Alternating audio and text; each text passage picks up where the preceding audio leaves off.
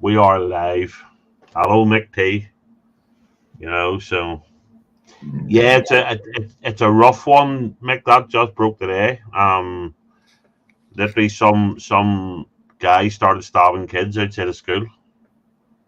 Oh, geez, I don't want to look Yeah, at I all that know. stuff. So we'll swiftly move on. Yeah, So yeah, yeah. It um, happens. it's It's a shit thing to say. I don't want to say it happens. God bless, whatever. no, I know what you're You, saying. you get my drift. You know what I mean? It's nothing I can do to change it, so I don't want to really look it up. No, sadly, it's becoming a little bit too common. That's the real worrying thing. Well, I mean, there's mental health issues, like we were talking pre-show. We did mention mental health pre-show for like 2 seconds. I can't remember the guys of it, but Captain can back me up.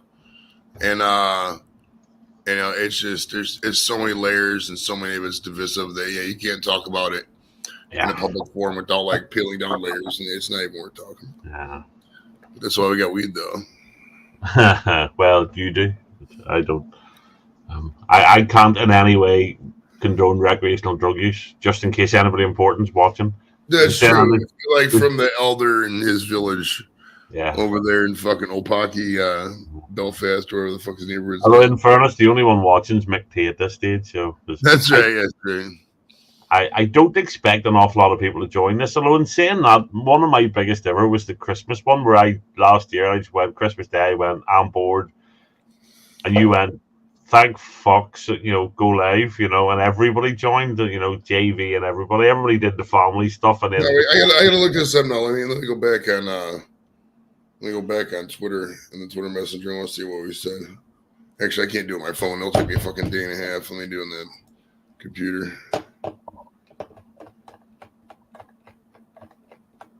You're literally the only person I message on Twitter, like everybody else is Facebook. And besides random celebrities. I was looking at that. You notice more and more the celebrities not only want you to be verified, but they want you to subscribe. Yeah.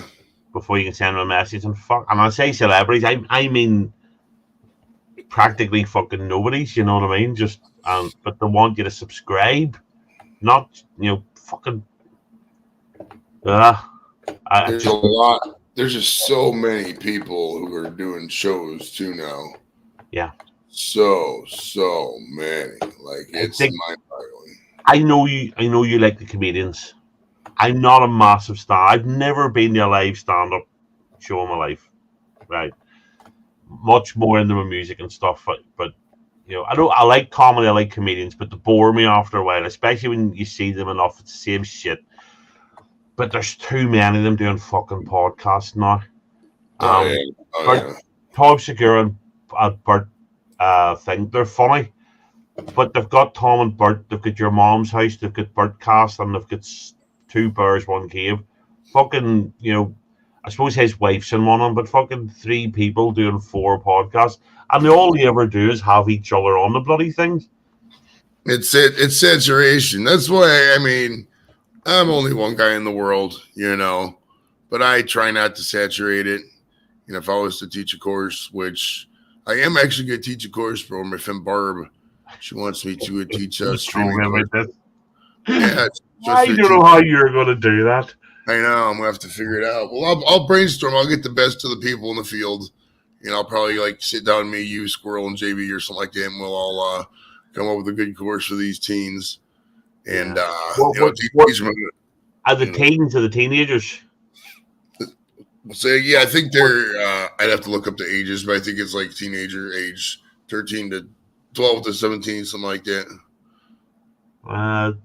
It depends what age. So it's maybe not so bad, but obviously you can't walk in there and go, "I'm a big weed guy. My shoes all about." Oh yeah. Common sense for sure. And, well, I mean, and titties, you can't talk about as openly about titties and stuff, Right. And aside from the 1 or 2 shows, I mean, there's barely any mention of weed. I mean, I'll talk about weed in the show, but and smoke weed, but I mean, there's not like the show's title. Oh, this is the weed show. Weed show too. There's not weed leaves everywhere. Yeah, I think you're gonna have to lead with the celebrities and the sports guys. Talk about wrestling and fucking. The only thing is at that age, a lot of the people that you have on, we're all excited about because they're sort of from our time, but I think if you say that a lot of the youngsters, I had Tommy Chong on, they'll go, who? Right. You know, it's just where everybody else was. There you go. We've got Spain representing. How you doing? El Rockero de Primera. No, is it Primera? Premier. El El Rockero de Premier Rockero de Primera. from Barcelona, which is somewhere I've never been. Oh, wow. I've been to, I wanted to go to Barcelona when I was down in Spain, but I just got to go to, I don't think we got to go to pretty much any, we went to Seville a lot because it was right there. That was the biggest town. But we didn't go to many big cities. I looked at all the maps and because they have that like Ryanair, and I can't remember the name of it, but Ryanair equivalent, you know what I mean? The discounted air. EasyJet, maybe. Over here, EasyJet now. Yeah, where you just fly around cheap as fuck, but it just never worked out because I was only there for a month. I should have done the 4-month trip over there when I was in Spain. It was a fucking banger. I loved it. Right. Lex, what's up, brother? How you doing, man? The rocker. Nice, man. Oh, yeah, rock and roll forever. Dude, I love rock and roll, bro. Rock and roll's shit. See, Joey's taking the piss, but I'm not, as you can tell. This is possibly a subscriber from all my music shorts, which I've sort of stopped doing as much. So you ain't done a short in like fucking 2 weeks, bro. It's been a minute. Oh, more than that. I just Premium City in Barcelona, Spain. Okay. I when I was younger, I did Magaluf a few times. I did Tenerife. Tenerife was a fucking shithole. Didn't like it. The only place of travel that I wanted home right away, it was that bad. And on the mainland, I only did Fuengirola and Costa del Sol. That was an interesting one. We took these two girls down to the beach on the first night, later on, for a walk as you do. And I stumbled down on the fucking wee shitty stone steps, smashed my face on the end of the big wooden sun lounger. Big black eye from here, just avoided my eyeball. Had I been literally a centimetre further in, I'd have blinded myself. But big black eye the whole rest of the holiday, and your woman's going, look, get your kid off when we're going swimming. I was concussed as fuck. I literally I hate when you're on vacation or a trip or something, bro, and you get hurt. And it's like, fuck it. You just got to suck it up. Your vacation's going to be shit. It's not going to go sit in the hospital. No, it's all right, the rest of it. But just, I literally, for about half an hour, could barely stand up. I was just fucking, just bollocksed, So, I loved Spain. I wished I had started traveling earlier. I wished I had started going to Spain earlier. And I know I was sort of, I was only going to where all the, well, let's face it, all the drunken girls were, but but I still wish that I started doing it. And I also wish that I'd grown my hair longer, rather than running around with a fucking skinhead for most of my life and putting people off. Now I run around with long hair, and nearly every night some fucking girl goes over and goes, oh, your hair's lovely, yours amazing, and yeah. Although they usually I've never got to grow long hair because, like, the longest I had was, probably maybe for a month or two in the summer when I was like in 6th grade. Because, like, once I got to high school, I just started shaving it, and then, because the long hair didn't really become the style anymore. Once Kurt Cobain died, it kind of fucking really went out. So we all started getting really close haircuts, and then I started going bald.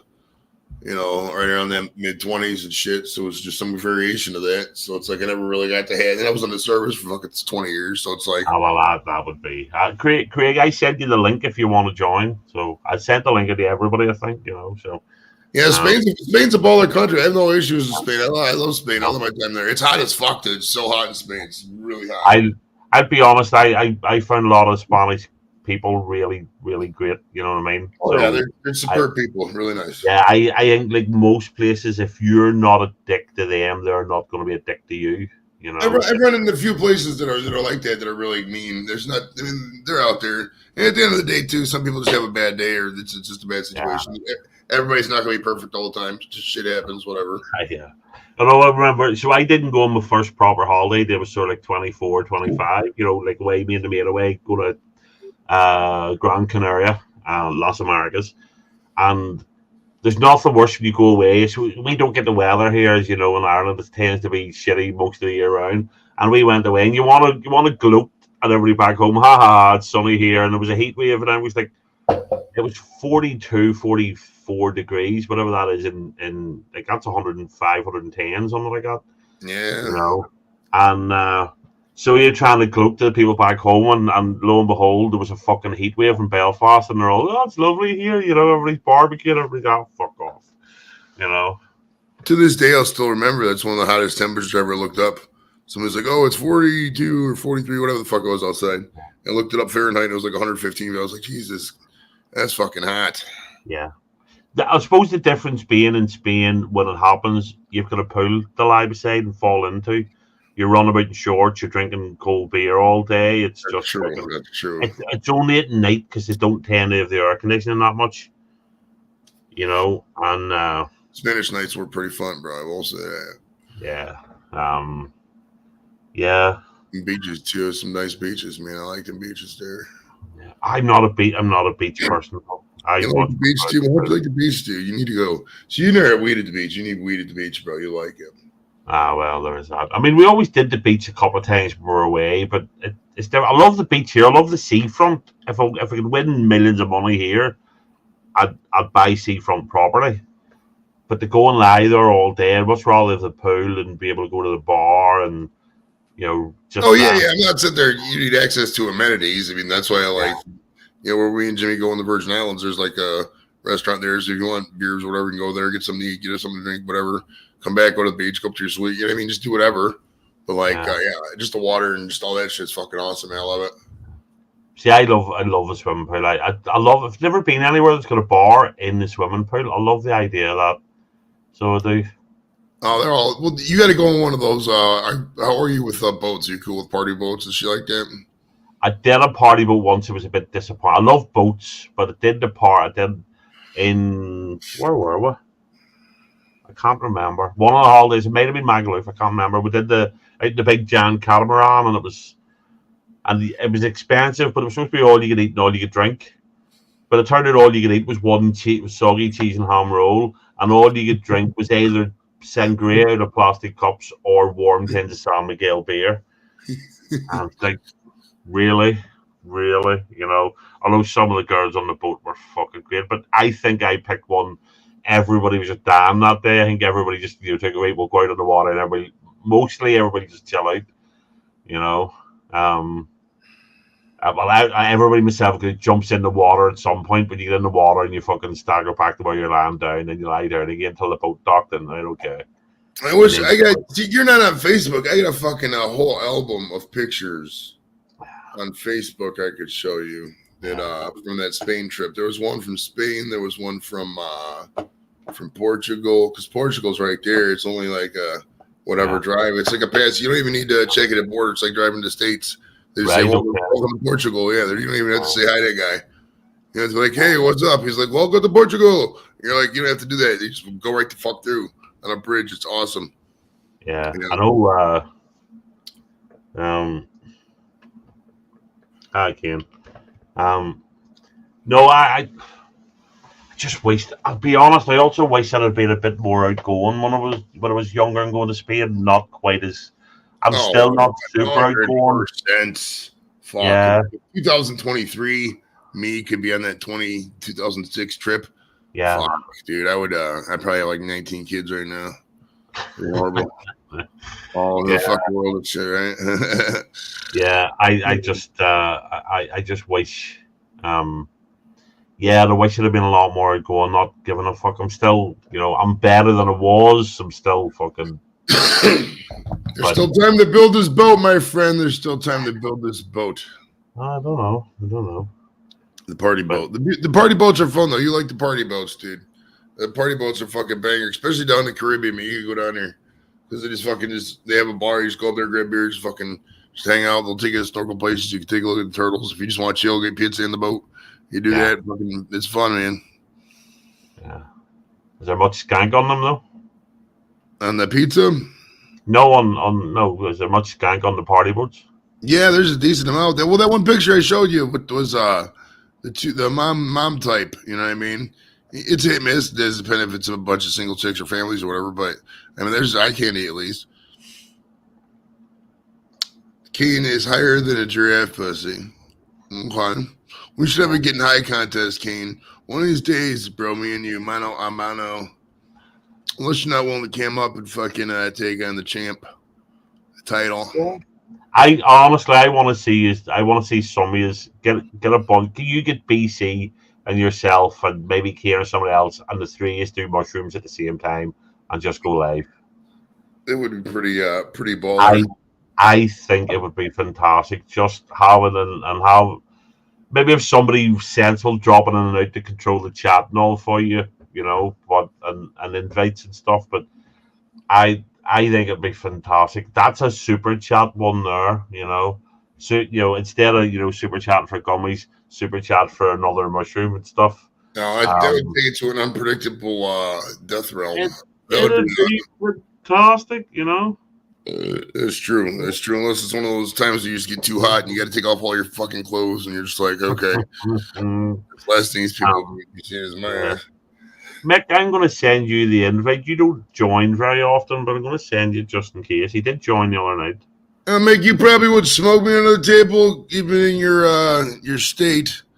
But overall, I think I could pop you though. Like if we did the same type of edible, like a gummy for gummy kind of situation, I think it would be interesting. Ooh, would be funny. See, I definitely, I'd love to be able to just go to a good shop and go to a menu and go like you used to in Amsterdam. You know what I mean? You'd be able to pick off it. What do you like? Because my cousin used to do hash called Isolator, and it was like one of the strongest things they did. Mm-hmm. But it sort of he doesn't sleep very well, and it knocked him out after when he smoked enough of it, so he wouldn't smoke it to the end of the night, and it would help him sleep when he was away.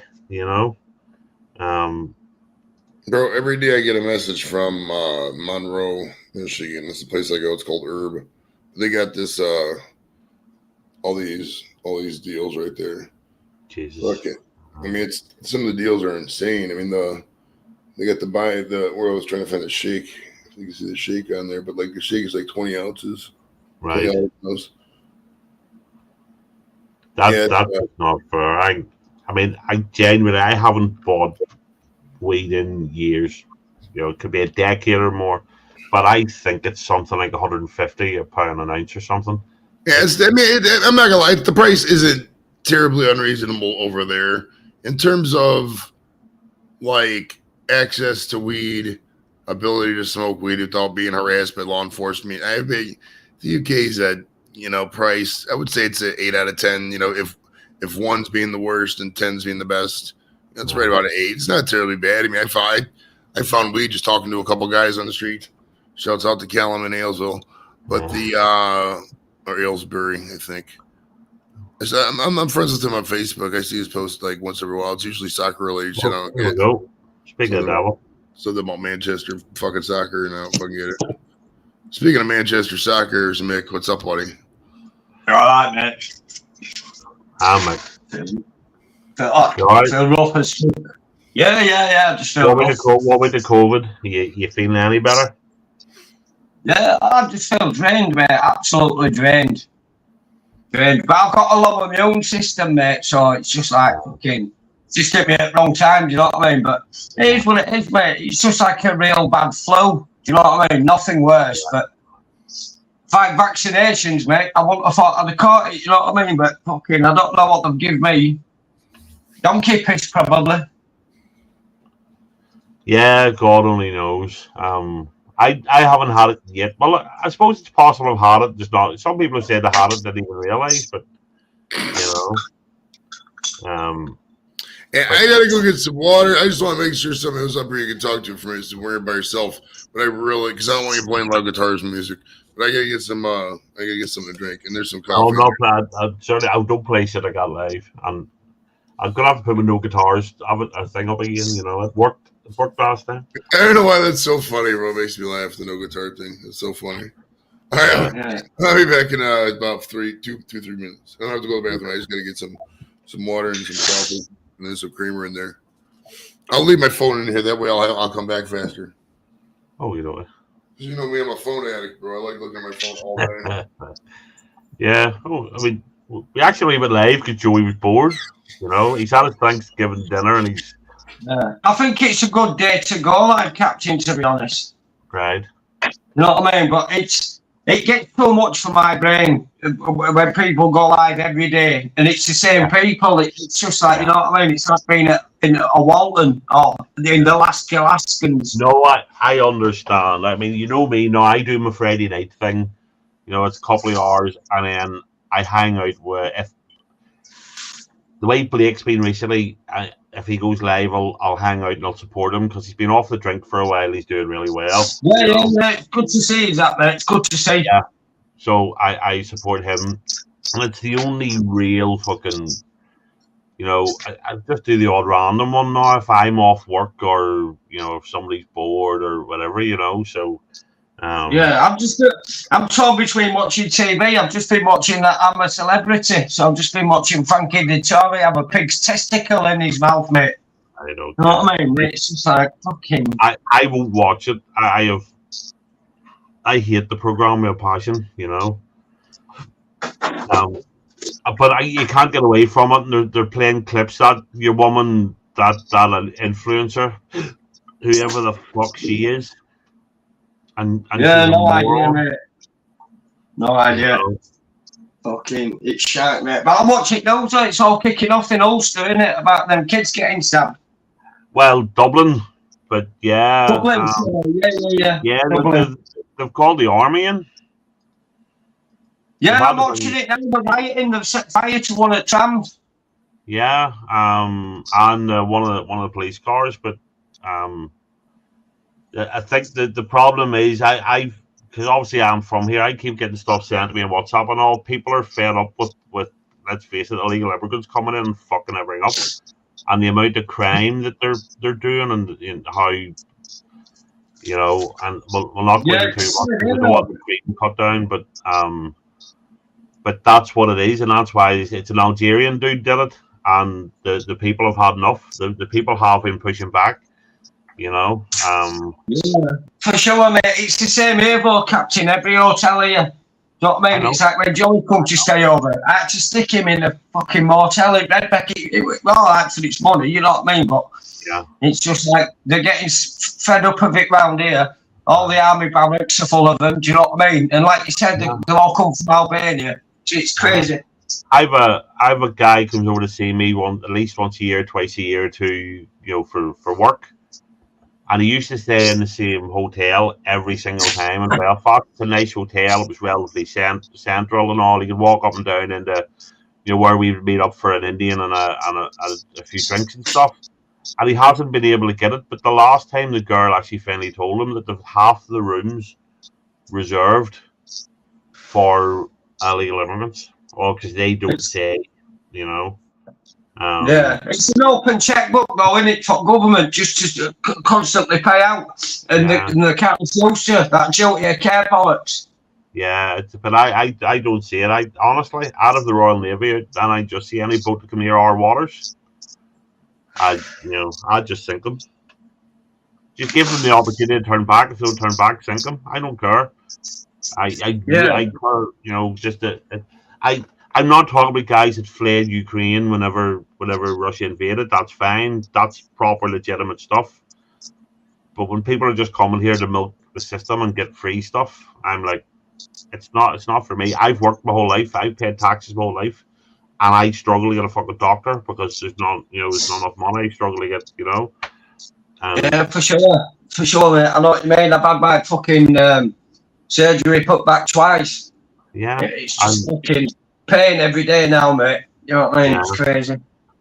And shit like that's just annoying because I wonder why the fuck am I paying taxes? Why am I, I'm not, I touch wood, so far a big burden on the fucking state. I've worked my whole adult life, but it's just, it's bullshit, Yeah.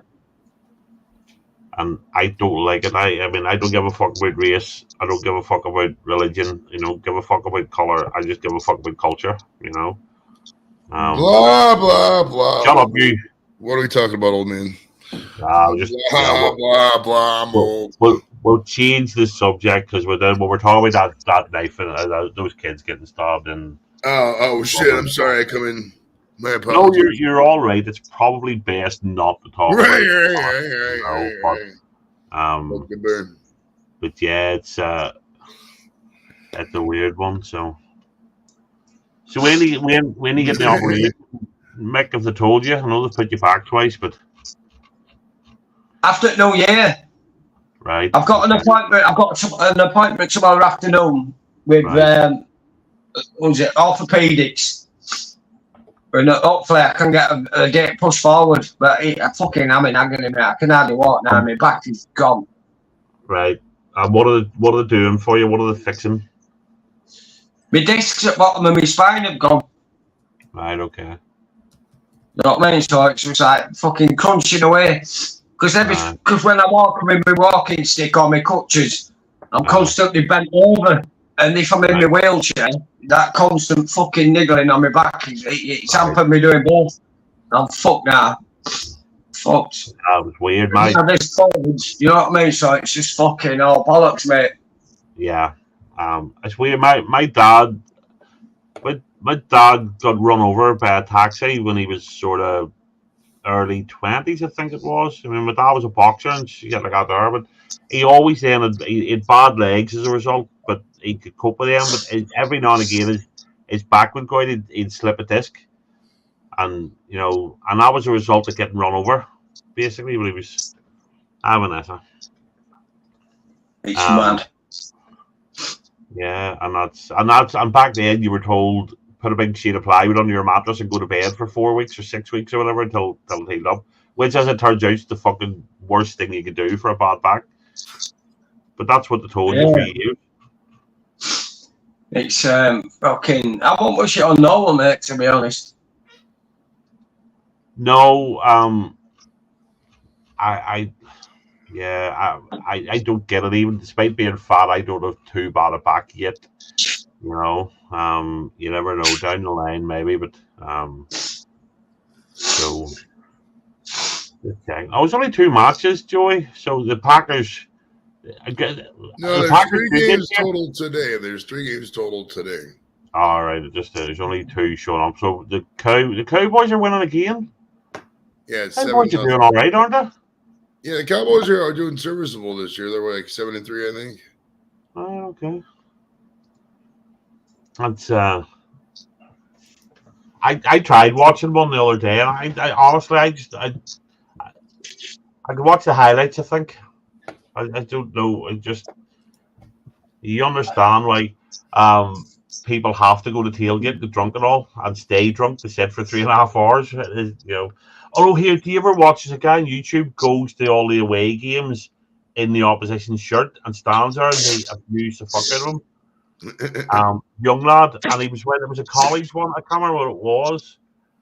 But it just pops up on YouTube Shorts, and this guy's taking it really big, giant guy with a big ginger beard and all, and he's standing, fuck you, and literally trying to goad the way lad into reacting so as he can hit him and all.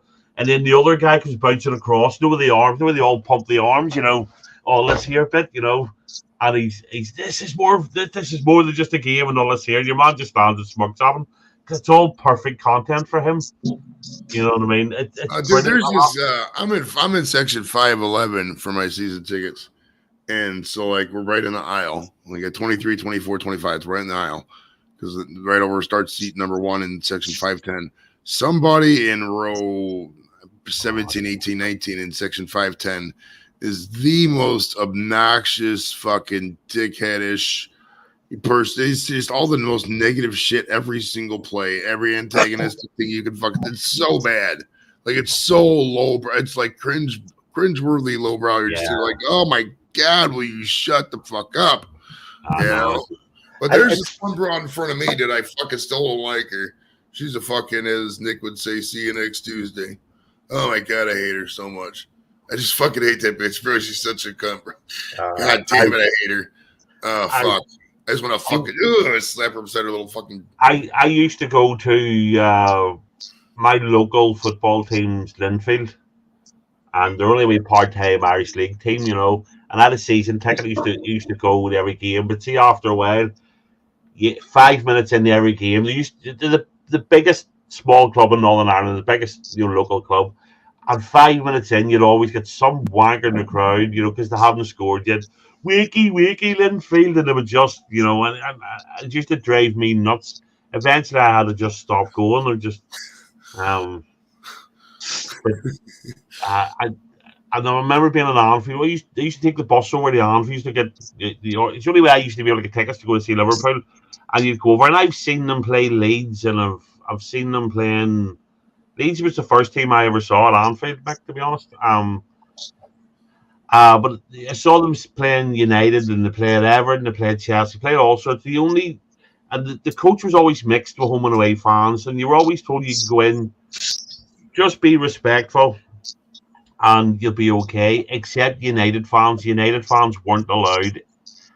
So it's okay on the bus, but once you were in the stand, you couldn't say you were a United fan because there'd be a fight and you'd get through out.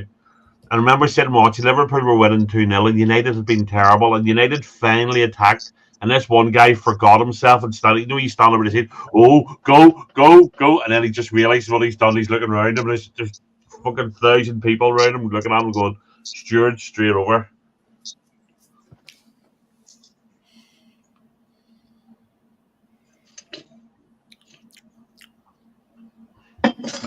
It's mad. There's some good games coming up towards Christmas. Transfer market's opening. Oh, we're here, Man City, Liverpool, Saturday lunchtime. Looking forward to it. Yeah, Leeds play Sunderland tomorrow. Yeah, I want to see Leeds come back up. Leeds, I have a soft spot for Leeds, and I have done for a while. So I think we will captain the third. Yeah, I hope you're right. I was saying this, like, say, of a good friend, he's big Leeds fan, and we had this conversation when they were last out of the league. I said, you've got to come up, you've got to consolidate, you've got to just survive the first year, then buy a couple of better players, then get better and better. But you didn't. You come up, you overachieved the first season, and then you didn't buy better players, and. No, well, because the owner, Radrizzani, were told by the 49ers that if you stay Premier League, we'll buy you for 400 million. So he said, knowing that the 49ers, because Radrizzani, mate, he owns Ace of it, he's only worth 100 million quid. You can't compete in the Premier League with that money. No. Do you know what I mean? And like when Radrizzani said, when he bought Rafinha, you know what I mean? And then he sold him and he said, we won't get relegated, don't worry. And then the 49ers just bought us, do you know what I mean? I think they only paid 80 million quid for this. So in the grand scheme of things, that's a bargain. Oh, absolutely. But listen, having rich owners and being able to buy players, guarantee. Look at Chelsea. What have they spent? £1 billion on players, and they're still shit. Yeah, it's a manager, not to manage your players, isn't it? You know what I mean? Everyone. It's everywhere you get a Mourinho or the Alex Ferguson or an Arsene Wenger, but a lot of these managers are just coming in for the money. They don't know the game, they don't know the players, they don't know English fans for football at all. Do you know what I mean? No, it's a weird one, because what makes you succeed in Italy isn't necessarily the same as what's going to work in England. It's just they got a lot of weed smoke at these fucking Premier League games, bro. They get a lot more American fans over there. See, I think whenever you next finish or visit, you should try and take in a proper football game when you're here, Joey. So try and time it to be here at some point. If you're visiting, Mick and all them again, try and time it so as Leeds or somebody's playing at home, and you can go and just sample the atmosphere and all the rest of it. It's just take it in, shit. Yeah, because I think I can get you in. I can get you into a Leeds game for free with my +1 pushing my wheelchair. Oh, well, there you go. You can be mixed Kerr for the day. Yeah. And they're probably less likely to search him. Consider I could wheelchair. I could wear a support disabled veterans vest, and they don't have to know that like I'm the disabled veteran, not Mick. They don't have to know that. They just give us money. Or once you get inside, when you drag Mick out of the chair because you want to sit down, you know. It's a you know what, Captain? It's a good thing that we have souls because we could make a lot of fucking money if we were what's the word not below base. Like we actually unscrupulous. Yeah, there's a good word, unscrupulous. Like we have morals and shit, bro. Yeah. It might seem like we don't, but we do, you know. Oh, absolutely. We're not gonna steal from old people. No. I'm glad I'm not bottom because my fucking morals are very, very low. Do you know what I mean? So it's a good job I'm at the bottom. Yeah, I get like I think grown adults should be able to do almost anything they fucking want. I really do. If you want to do drugs, do drugs. If you want to smoke, do if you want to drink. If you want to get into the ring and beat the bollocks out of each other, have at it. As long as you're not affecting anybody else, you go, you enjoy yourself. But exactly, man, exactly, bro. But at the same time, and listen, I get weed prescribed. Right. Okay. So it's a medicine for me now. Fuck, I get it prescribed as well. It took me 5 years to get it, but I get it now. It's prescription. 25% LA, 25% THC LA Kush. Right. Beautiful. Okay. Yeah, they've been threatening to do that over here. I don't know if they've done it yet. I got this one right here, Mick. That's 30%. It's called Loss of Falcon. No, that's not right. Hold on. They put this really lemon venom. It's called, and it's 30%. It's okay. It was only like $50 for the zip, so I was like, fuck it. 30% for $50, but you can't go wrong with that. No. Look, I used to see when I must have been in Amsterdam 25 times. Straight to the coffee shop, that's what you did.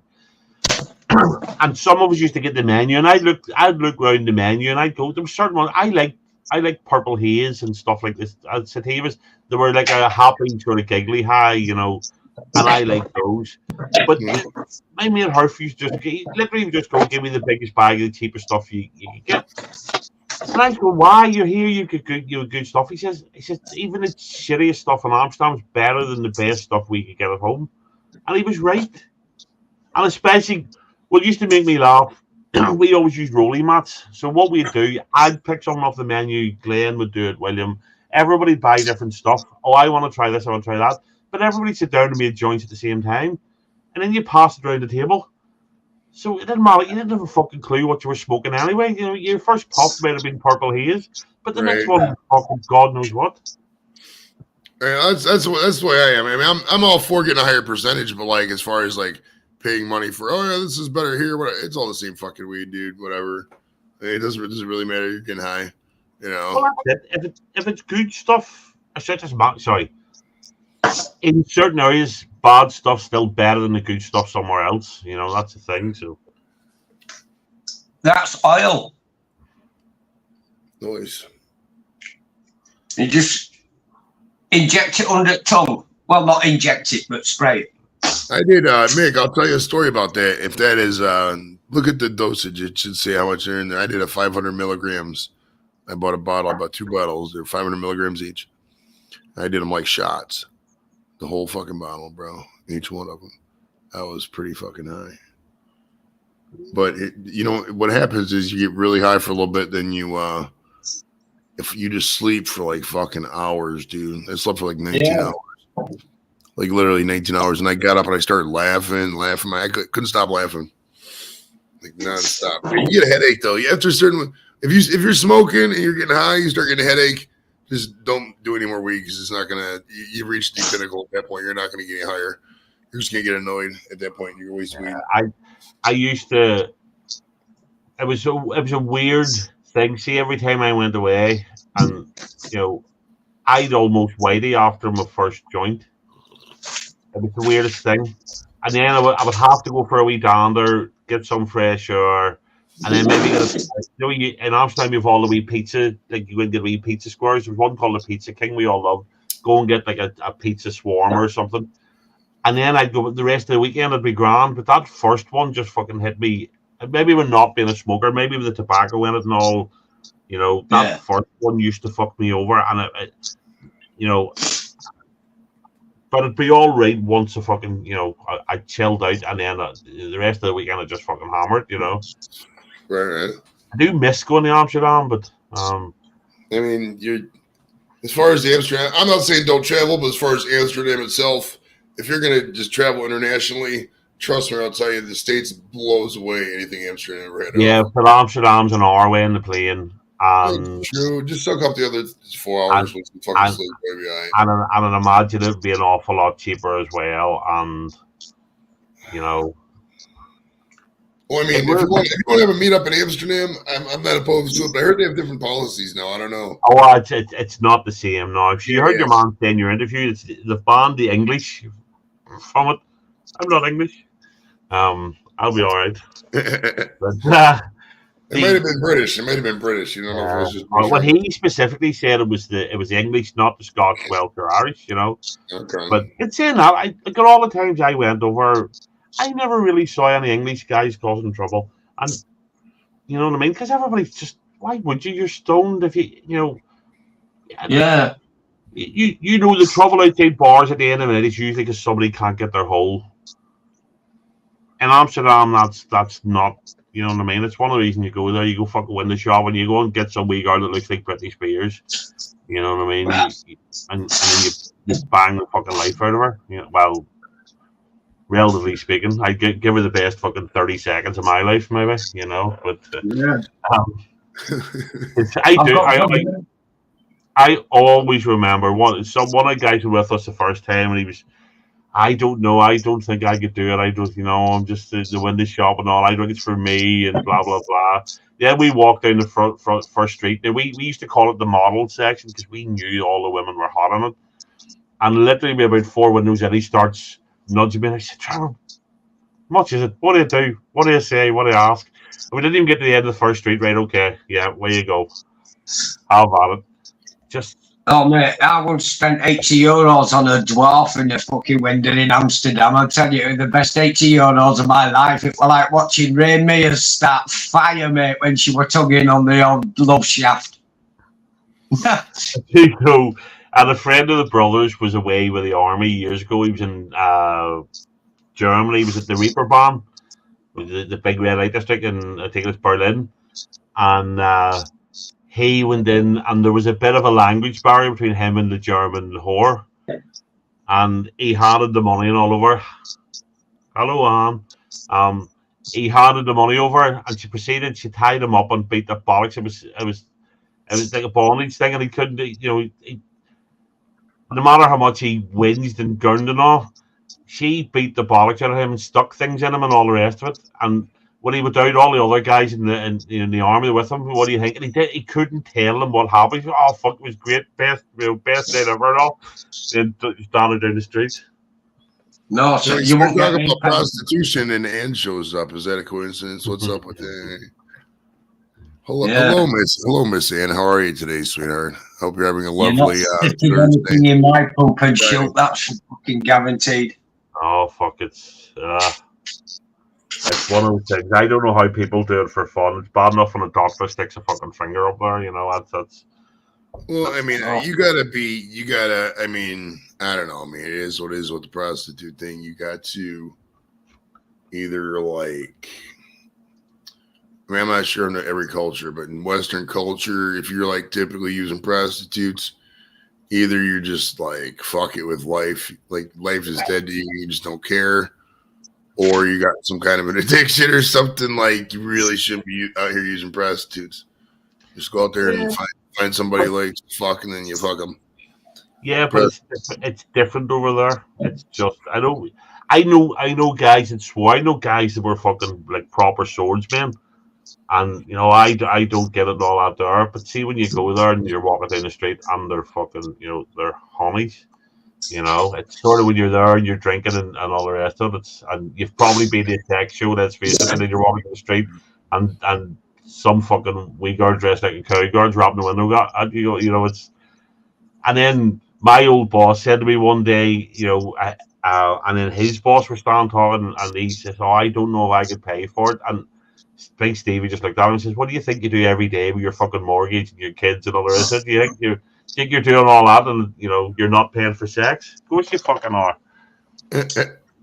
I got funny stories about whorehouses, even though I've never fucking actually been with the prostitute that I recall. The one time we were in, where were we? We were in Spain, and my buddy Mark, he was in the Air Force with me. He was going to these fucking places. He called it the Blink Blink. He's like, bro, we gotta go to the Blink. Every weekend he would go to the fucking whorehouse and just bang 2 or 3 new ones. Just it was like a fucking guy waiting for the new movie to come out. Like, hey, you got new girls, and just go bang them. That's how it was every fucking weekend with these places.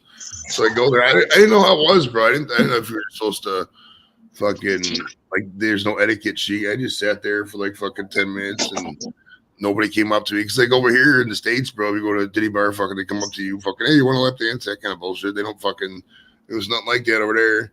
Right. So I just fucking sat there and stared off into space, and fucking 10 minutes, I just fucking went back to the car. I ain't no clue what was going on. Because I wasn't drinking at the time, so I was like, there's no point in me being here right now. We actually went into one in Magaluf. I swear to God, genuinely by accident. First night in Magaluf. I know you have the reps outside the bars. Come in here. There's women everywhere. They're half naked. Blah blah blah. They're all slags. All trying to get you to come into the bar. And we went in, and these 2 fucking girls over straight away in the armor, and your one armor in the other hand, fucking started to slip up the inside of your leg and all. And I knew it when I turned around to Ian. I went, "Ian, no, we're going." And he didn't realize that they were hers. He thought, Jesus, they really are friendly. Right, you come here, and I'd say to the boys, "What the fuck? And I said I had to tell him what it was. The problem is, it was the last holiday me and him had done, because he'd been home, and not only did he stank a beer for about 2 weeks, and he told his fiance and his now wife, she said, "Yeah, we ended up, we're in a fucking her house and everything." He was honest. He told her not to happen at all, and she just went, "You're not allowed to travel with Trevor anymore. You're him's going nowhere." Those guys party too hard, baby. You're not allowed to go. I knew that was my last sort of summer holiday, so we did 1 week in Magaluf. He had got engaged, but she had already booked Magaluf for her friends, and he says, "Well, if you're going, me and Trev's going again." So they went. A couple weeks later, we went, and we went to BPM, Millennium. I nearly drowned at a foam party. It was great, but we just went nuts for a week. So it did, just because I sort of knew it was going to be the last time that he'd be allowed to travel, because he was getting married. Travel, as a single person anyway. I loved Magaluf. Fucking loved it so much. Best for partying, sort of. I mean, Vegas is great, don't get me wrong, but Magaluf just, I don't know. Maybe Vegas in the summer would be different, but the amount of fucking girls running about even at night, half fucking naked. It's not. Well, you see why people pay, $4,500 a month for a fucking studio apartment in some of these places with the women that are walking out. Absolutely. You're like, okay, fuck it. Yeah. Hot weather, nice babes walking around with big titties, just bouncing. Like, okay, I can use this. Yeah, and just and to be honest, they're nearly always half cut as well. But speaking of places with hot weather with fucking half naked women walking around, what's up, Dorito? How you doing, buddy? What was that again now? I said, speaking of places with fucking great weather and half naked women walking around, it's Dorito. How you doing, buddy? Oh, okay, I can accept that one. Yeah, that was the most complimentary thing anybody said about you in months. Literally months. We're talking like August. I thought he was trying to kick me in the nuts again or something. I was gonna say, motherfucker, I just woke up. Calm down. Hey, Mick, what's happening, bro? Yes, bro. Cheers. Crazy Ann. Crazy Ann is in the house, bro. Head rocks. Getting alerts from Crazy Ann. Oh, I swear down, I've got a Viking helmet and give her what for. We could probably get to Norway at some point, bro. We gotta go visit Ann and fucking have a party up there. I'm sure within fucking 20 minutes we can find the weed guy and get some weed at that party. I think somewhere more set. Norway, I think's expensive. I think what you do is go. So you were talking about Germany. possibly at one point, weren't you? Yeah, I'd be down for German to meet up, bro. Berlin's meant to be banging. Yeah. Germany. I've never been. I found my old passport, so it'll be easier now because I've got my old one just to go. This lapsed. I need to replace it. But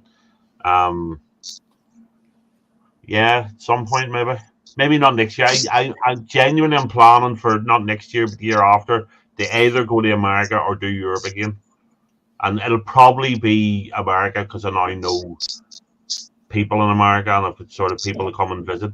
You gonna come to Vegas to lose your ass?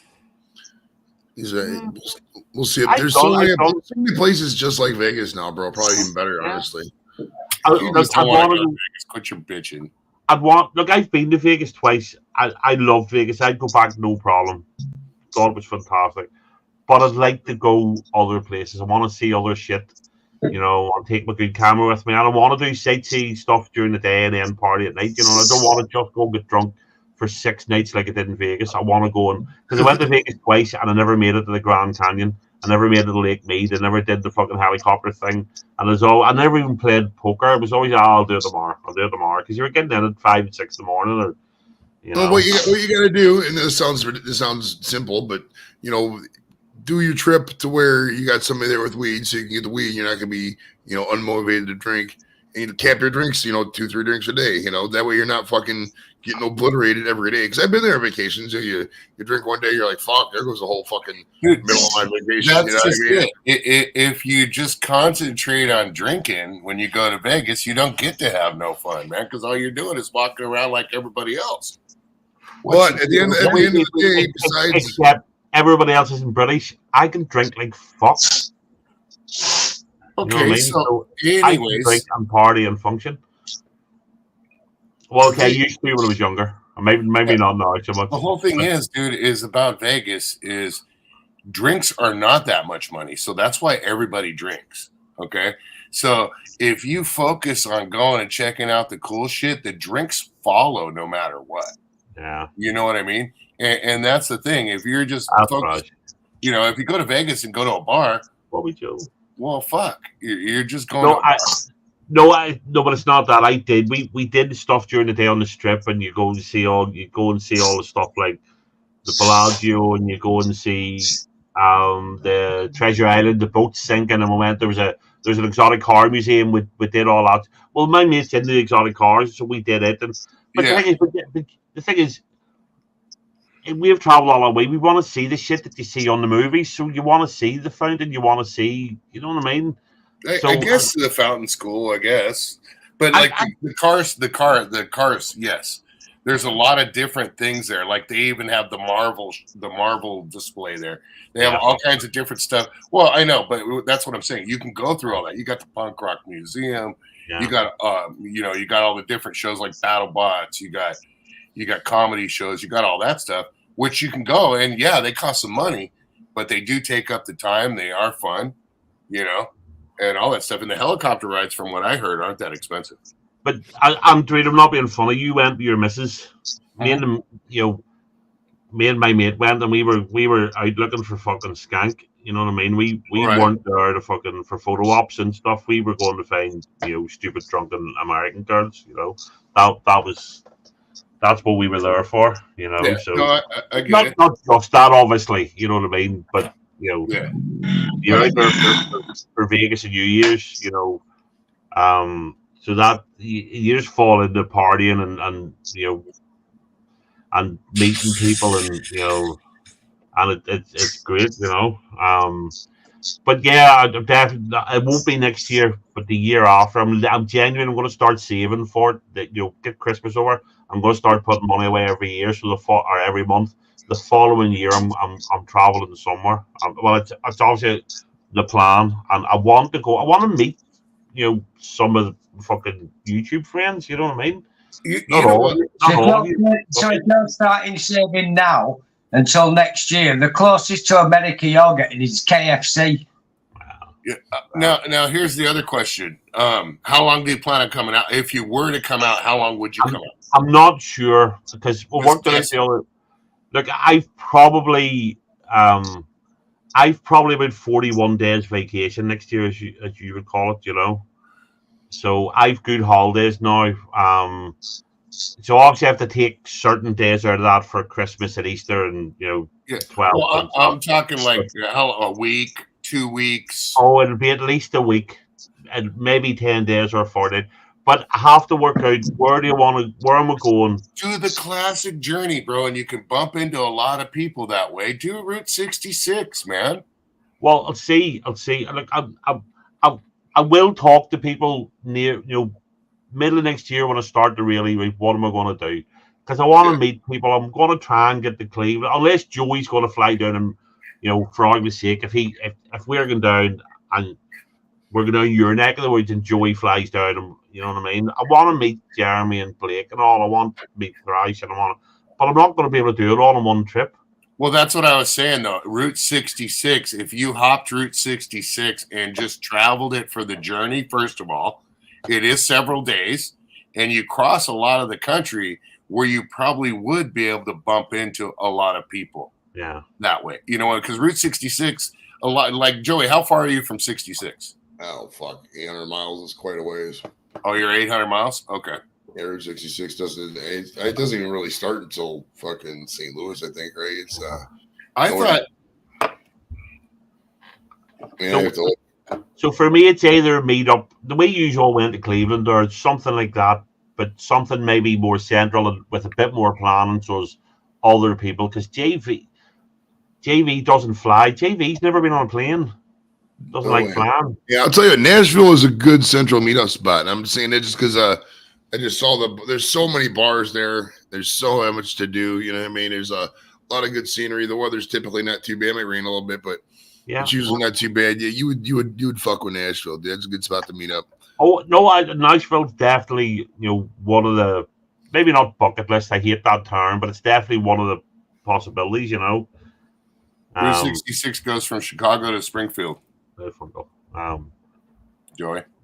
Okay, so Chicago is 6 hours from me, or 5 hours. So it's definitely something I'm trying to work on. I want to see it. There's a couple of things I want to save up to the point. I want to go over and not worry about oh, this is expensive or that expensive. I want to go over and I want to do shit without worrying overly about the money. I need to make sure, I've got family commitments. I need to make sure that shit like that's taken care of when I'm away. You know what I mean? And then I also need to tie in with some of you guys and go, well, if I'm over, what's the chances of us meeting up? You know what I mean? And so there's no point me flying over on my own and drive past Joey's house and wave at him and drive on, hi, bye. You know what I mean? It's just ran a Harley and ride 66, man. Well, I mean, because I know lots of people do Route 66, but then again, I hate driving. I'd have to take somebody with me that could drive. I hate driving. Right, dude. Driving when you're on vacation, the last thing you want to do is drive something like that, especially in a week. That's an aggressive schedule in a week, right? Especially to have fun if you want to party. Because 66 in a week is if you're not going somewhere, you ain't gonna get much. That is true. See, Craig said he'd do Nashville, so there you go. That's fucking big right there. So let's plan it, bro. 2025. But that's it, 2025. Because I mean, obviously, I'm 50, and if I make it to January, I'm 50. But it came too soon for me. So the year after maybe is what I'm aiming for. But I have a lot of shit to do. I won't talk about it all here, but I want to. I've been. You can fly Nashville to LA, Doritos. Many directs, bro. Many direct flights, bro. You didn't catch it. I ain't flying either. You ain't catching me on a plane, bro. Really? Oh, fuck no. You big fucking girl's blouse. That's all right, Joey. Don't forget your red tracksuit when you come out here to LA. We're going to drop your ass off in Compton. What is the worst neighborhood in LA have anything to do with your fear of flying, sir? Well, what does the fear of flying have anything to do with you wearing a red jumpsuit in the middle of Compton? All I was doing was just making myself look like a chicken, bro. That's exactly what it's gonna do. I'd be honest. Flying's never bothered me in the slightest. It really hasn't. So flying's literally nothing. Man. It is what it is. Yeah. There's to be fair, there are a lot of people who are afraid to fly. Man, it's not just Dorito. It's not that I'm afraid of flying, dude. It's I'm afraid of landing when I'm not supposed to. You know what I'm saying? Yeah, there goes the YouTube flag sensor right there. Yeah. So have you never been on a plane? Yeah, I've been on planes plenty of times. I've flown to Hawaii, dude, a couple times. Right. I just don't like planes. So how long? So if I come to America, you're not flying to meet me and us. I'd probably drive. Be honest with you, I'm not interested in getting on a plane, dude. The last plane flight that I went on was on a smaller commercial flight, and it was from Dallas to Tulsa, and it's like we hit so many air pockets, dude. No, dude. Nope, not interested. That's like a 45-minute flight. That's nothing. You see that? Yeah, dude, but we hit air pockets it was terrible, dude. It felt like the plane was dropping out of the air. That's dude. terrible logic. The last woman I was on was tiny and rickety, and there was air pockets. It doesn't put me off trying to get back on a woman again. So I always look at the odds, bro. Like, when was the last time a plane? It's not, dude. I'm just not interested in getting on a plane, dude. No, I understand. But then we're going to have, because I'm not sure. I think JV would probably end up wanting to drive. Blake will not leave Arkansas anyway, you know. Right. Blake doesn't leave the house at all. Well, in front of, he might if JV drives him. That's true. Like, you put him in the trailer with the horse or something. He'd have to go to the marshals and get permission to, to travel out of state. Can we disable Mr. Blake's ankle bracelet, please, so you can cross the county line? Thank you. And the other rule of thumb, too, is if I travel anywhere like that and I go somewhere distant, my wife is coming with me. So, hey. Yeah. Oh, we never say your wife you couldn't come, bro. That's fine.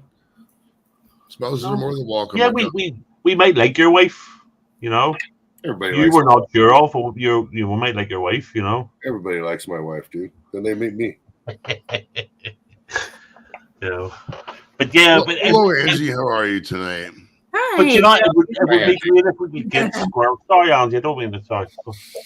It'd just be great. I didn't do the Cleveland one a bit too soon for me, but it'd be nice if we'd plan a proper one. And you might even get EB and Squirrel and all if it's somewhere handy. Well, that's the one we're working on for May of 2024 is going to involve all those guys. I already reached out to Squirrel. He said he might be able to do it. So that one's probably going to have all the hitters on it. That's another reason I say Vegas, not because Vegas is close, because A, it's not that expensive to fly to Vegas. It is from Belfast. You're going to be flying out here anyways. So what's the fucking point? Fly out to Southern California, dude, to Ontario Airport. We'll drive you to Vegas, okay? I don't want to be one of the best airports you could fly to here in California, better than John Wayne, as a matter of fact, is Ontario International Airport because there's really not a whole bunch of traffic. In real life, you'll end up killing me. You know, I was just gonna say, bro, can you imagine after a 10-hour fucking flight from Belfast to fucking Ontario, 5 hours in the car with the Rio? 14 and a half hours. Shut up, dude. You know what, Joey? 14 and a half hours last time. This is the pot calling the kettle fucking black. How many people, say both you and I talk way too much, one, and two, we sound alike. So if he hops in a car with you for 5 hours, he's just as fucked as he is hopping in a car with me for 5 hours. What's the difference? But he's not as violent as you. I'm not as violent. He's not as violent as you. I've been in a car with Joey for hours. Joey just chilled out and laughs. You're probably really aggressive. Somebody's going to cut you off. You're going to jump out, start throwing gang signs and get fucking. Get out of my way, motherfucker. I like that, damn it. I'm just kidding. Fucking Dorito. But Dorito is gangbanging ways. So. Yeah, so not next year, the year after. I definitely want to come over. And truth be told, I want to try and get, if we get Sam down from Alaska, I know it's not as far as traveling from Belfast, but if we get Sam down and Angie around, and that's the only reason, like I said with Vegas, there's a lot to do. It's not just like go somewhere and hang out for the day. But that's the other thing. I'm not traveling, all that distance just to hang out for one night, and then everybody else fucks off, and I'm there on my own. So, that's why it would almost suit me better to do a bit of a road trip. You know what I mean? If I Craig drives. Me and Craig will meet up the other side, and I let him drive, and I can drink. So, No, but on the 20, I think it's the 26th, whatever that Sunday is before the Memorial Day, bro. We're gonna get a party bus and do a pub crawl. Here's the working theory. I haven't worked all the logistics or price per person, etc. I'm assuming 100 to 50ish to 200 per person, depending on what the funding is. But we're looking at like 8 hours, like a couple hours on the party bus, and then we stop at a place to do something like a pub or whatever, and then a couple hours on the party bus, and then we go on a hot air balloon ride. There's this hot air balloon guy, Mike something. I gotta look his fucking name up and book the hot air balloon. That would be cool. And then another little bit on the party bus, and then we go to a putt place. There's stuff called putt miniature golf. You sit there, we play around in miniature golf for a little bit, have a couple beers, smoke it out, whatever. Get back in the party bus, go back to the rendezvous point, central location, whatever, and have the complete day of it. People want to film, stream, whatever, but we have the whole party bus playing with the party balloon and everything else. See, you know me. I'd want to see that Serpent's miniature golf and comedy at the Greasy Spoon. That natural, or not natural, but that Serpent's Mound, or is it Mount or Mound? Serpent's Mound. Mount, Great Serpent Mound. I'd want to see that. I know the problem is I actually fuck with that because it's been a hot minute. We went down there in the '80s when we were kids because we were obsessed with films. If we could get to if we do get a road trip and we're going like through Midwestern states, you got to go up to by Iowa, right in the border of Illinois and Iowa. There's a place called Effigy Mound.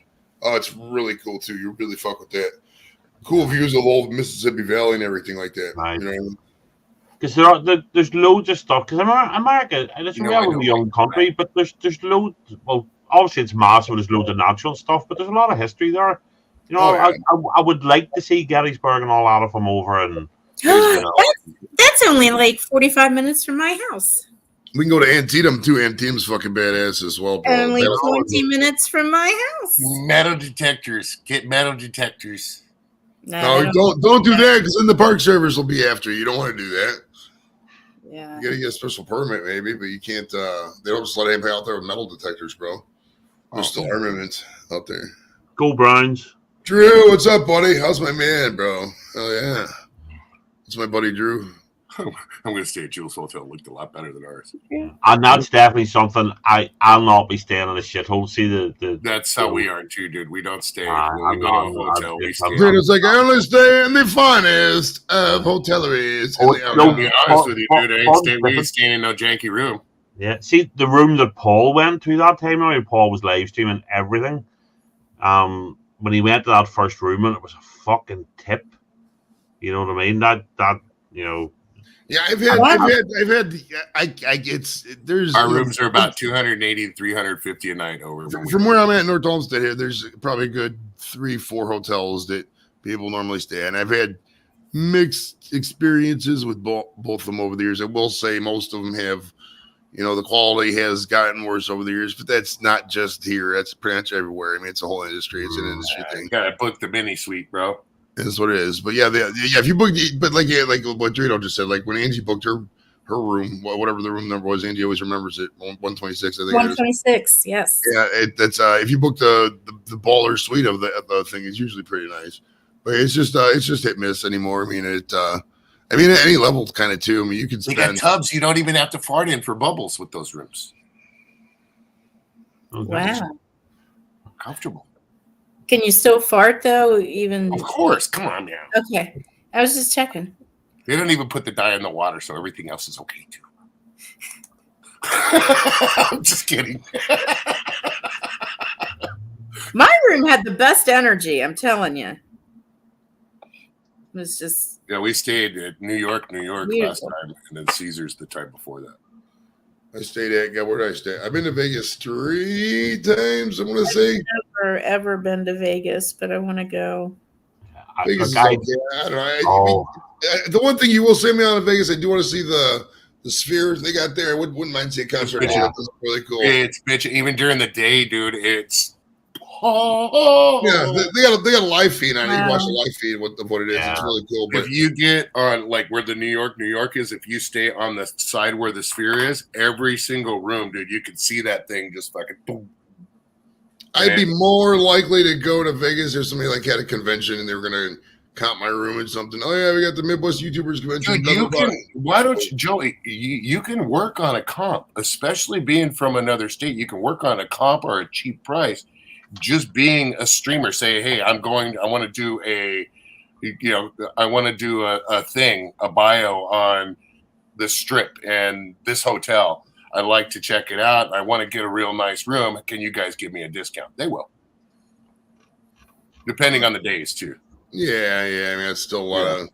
I mean, some of the rooms, like the room we had, dude, on the weekend after, was almost $1,200 per night. It was ridiculous, dude. Oh yeah, the prices just fucking go up and down. Yeah, well, for Friday and Saturday. The last time we went, the first time we stayed in the Luxor, I quite liked it. The room was nice. It was, it's a nice hotel. But we went back a couple of years later. We stayed in the Mandalay Bay. Now we booked it through a travel agent, and the room was this was New Year's Eve in Vegas. Oh my God! Because we did it twice. We did New Year's twice, and the room was so cheap, the guy wouldn't book it for us. He said, you're going to have to let me, because I think they might come back and try and hit you more later on. And he just said, give me a day. And he contacted me, he says, no, that's the right room. It's, the Mandalay Bay. It was a fucking smashing hotel. And it's just a big twin room. But it was just so nice and such a nice hotel. And it was so cheap. And on New Year's, you got it for a good price? Absolutely. We stayed 6 nights. Around New Year's. That's both times we went. It was New Year's. Oh. And it was great. But they need you. You have to bear in mind, at that point, 17 of the 21 biggest hotels in the world were in Las Vegas. So they had to fill them rooms. They had to. Because if they don't fill the rooms, you're not gambling, you're not drinking, you're not, That's the thing, is Vegas now, dude, the rooms are expensive as hell on the weekends. After the COVID, they just went crazy high on the pricing, right? And when we go to Vegas, we'll go on a Sunday and Monday, right? You know what I mean? Because then the rooms are way cheaper, and you still got the party weekend. You know what I mean? See, we maybe got it cheaper, even though we were over New Year's, but because we were there 6 nights, so the habit for 6 nights, But I loved it. I just, it was great. Everything about it was just great, But if I'm going over, I'm not saying I wouldn't go back, because I would, but I'd want to do other stuff. That's right there, exactly. That's where I'm at. It's would I do Vegas? Sure, but there's so many things ahead of. Well, that's the thing too. Like when we went last time, besides going and seeing BattleBots, we didn't even end up leaving New York property because there was so much shit to do there. It was pathetic. I mean, they had inside the New York, inside of it, it's like the streets of New York in a certain area. They got pubs. They got an Irish pub. They got a punk type pub. They got, they got pizza places. They got this one steakhouse we was going to go eat at. And we walked by and I'm like, we're having dinner there, because I saw the meat room, the meat aging room, and I was like, that's bomb meat, dude. Dude, we made reservations. We went there to go check in, looked at the menu, and it was like $100 some odd for a steak dinner, and I was like, we're not going here. I straight out looked at the lady and said, can we cancel that reservation, please? And we just went ahead and ate somewhere else, dude. Yeah. No, but you're saying about the upgrades. $5 for a steak dinner. Yeah, one fella. Me and Nicky were in New York, bro. That we went to this. It's like I don't know what the fuck they call it, but they come out with the different meat and they just cut it and they put it on your plate and they just keep coming out with different meats every 5-10 minutes until you put the card up, say you're done with the meats or whatever. It's all you can eat. It was $168 for the two of us. When you're in a place, you got to spend money to eat. Person, bro, and that was just the plates. No, not your other stuff, dude. It was per No person. drink. Was there a dress code? Was that the real reason? You just didn't have a tie or something? What was the real No, deal? I'm just not about to spend even $85 on a plate of steak, dude. It's just It was not probably a good steak, bro. It's probably a really good steak. I mean, but Dwayne, you said about the upgrades. The guy used to work with him and his missus went to Vegas a couple of years ago, just before the pandemic, and they got there. They were booked. They had it all booked and all, and went up, and they just happened to say to the girl, "We have come the whole way from Northern Ireland. What's the chance of an upgrade?" And I went, "Oh, okay then." I upgraded the room for nothing. Yeah. You know, Yeah, especially before the pandemic. Yeah. It was crazy like that. But yep, Joey, you can call me a cheap ass for not wanting to pay $185 for a plate of meat, dude. But genuinely, I want to go. I want to go and see Dorito and have Dorito's family there and do a big fucking cookout and do me fucking tacos and like proper authentic food and stuff. You know what I mean? I want to do that. So they said sightseeing all as well, but I want to meet people. I want to eat different foods. I want to try. What was some of the tamales and stuff you were talking about the other night? I want to try all that stuff. You know. And so I want to try and do all that.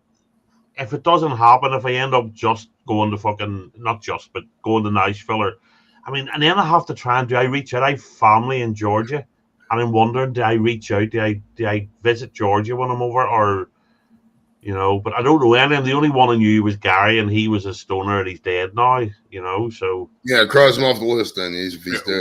We don't open our door up much, bro, but you're more than welcome to come on over and break bread, man.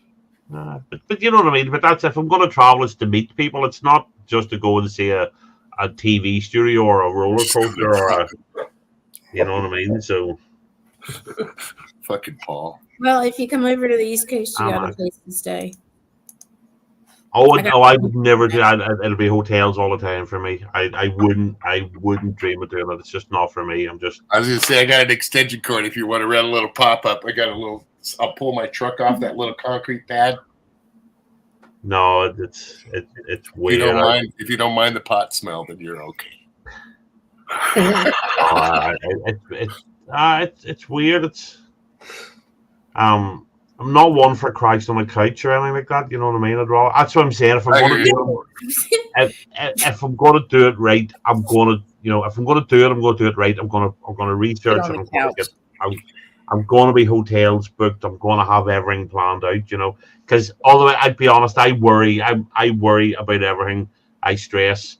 And one thing that stops me stressing is planning the thing and how to go. You're over worried. You know what's going to happen. You know what's going to happen. You're playing this big old hotel thing, and I totally understand that.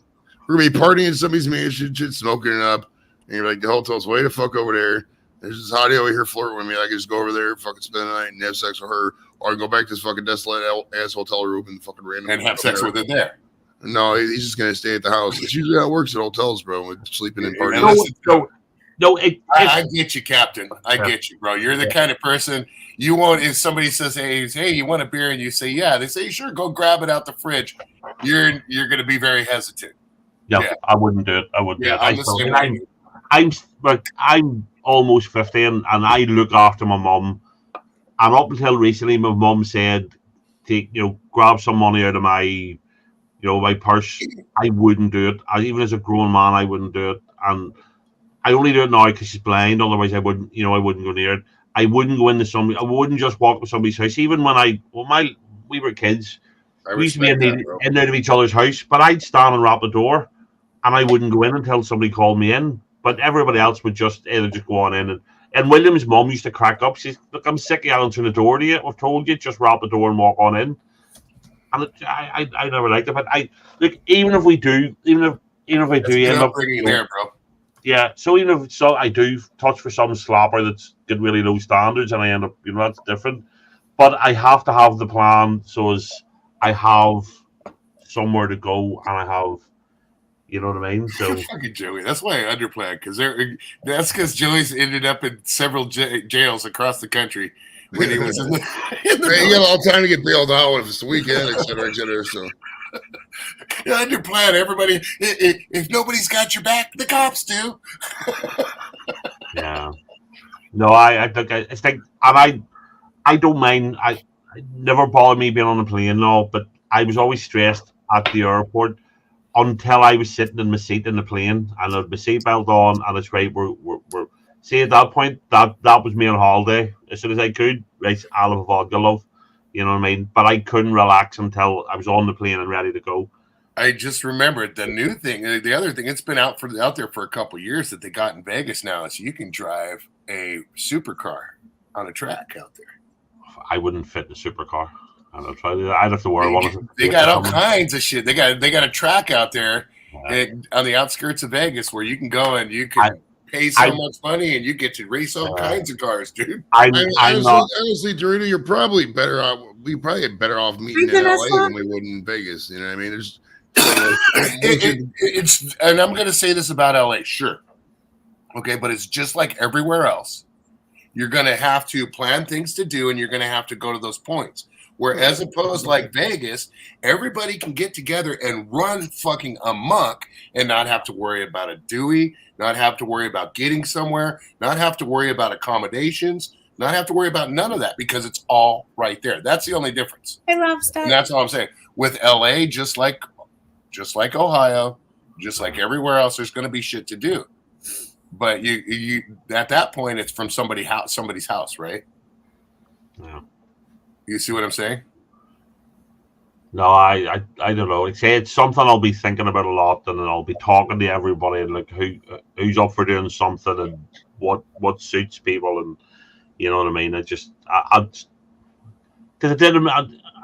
would have liked to have been. People sleep on a couch. I don't even have a couch anymore, but I do have 4 bedrooms that are empty. So in a big enough backyard for a party. There you go. It's just not me, Angie. I'm not that guy. If I'm doing it, I'll have a hotel. I was just trying to save you some money. No, I understand, but it's just not me. Yeah, I mean, I could end up fucking, I could end up staying somewhere, but I need to have it.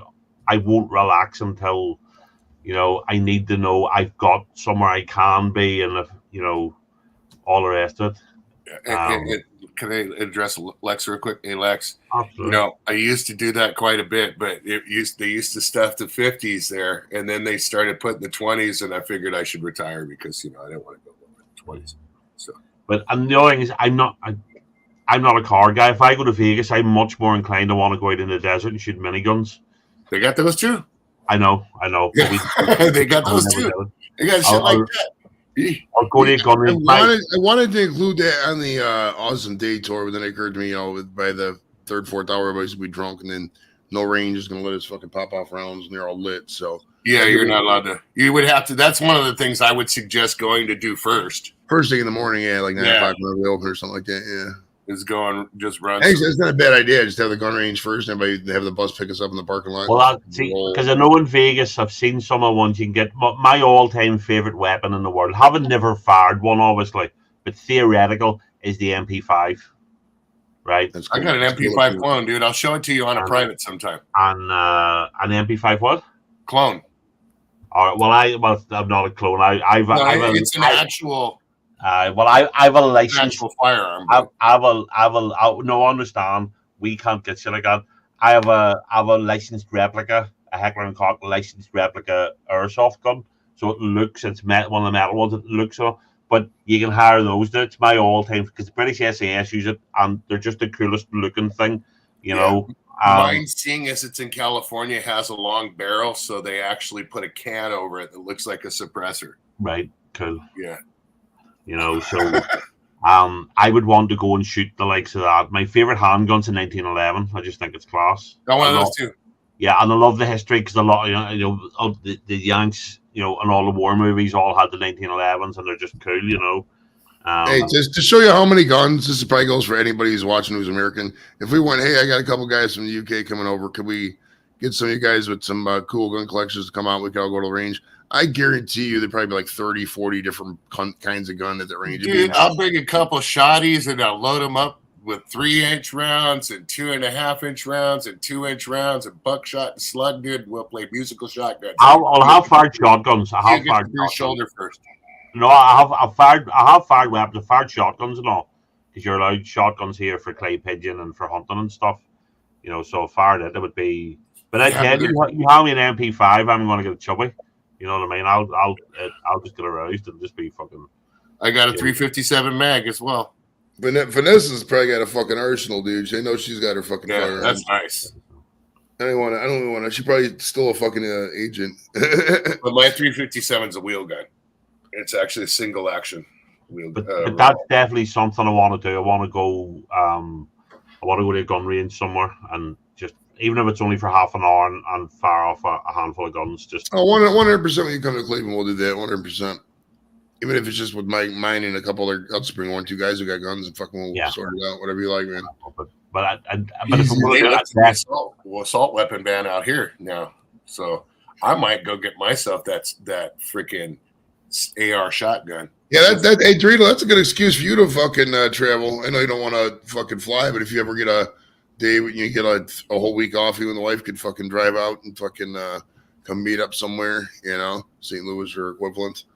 And fucking just go to the range or some shit. That'd be fun. Yeah. Now we're talking about renting a motorhome and doing Route 66. The family. I did that trip as a kid. I kind of want to take my kids on the trip. You know, I want to take them to the Indian reservation there with the little stores and let them get their little rubber tomahawks. You know, get on the dinosaur, all that stuff. Yeah, I like all the.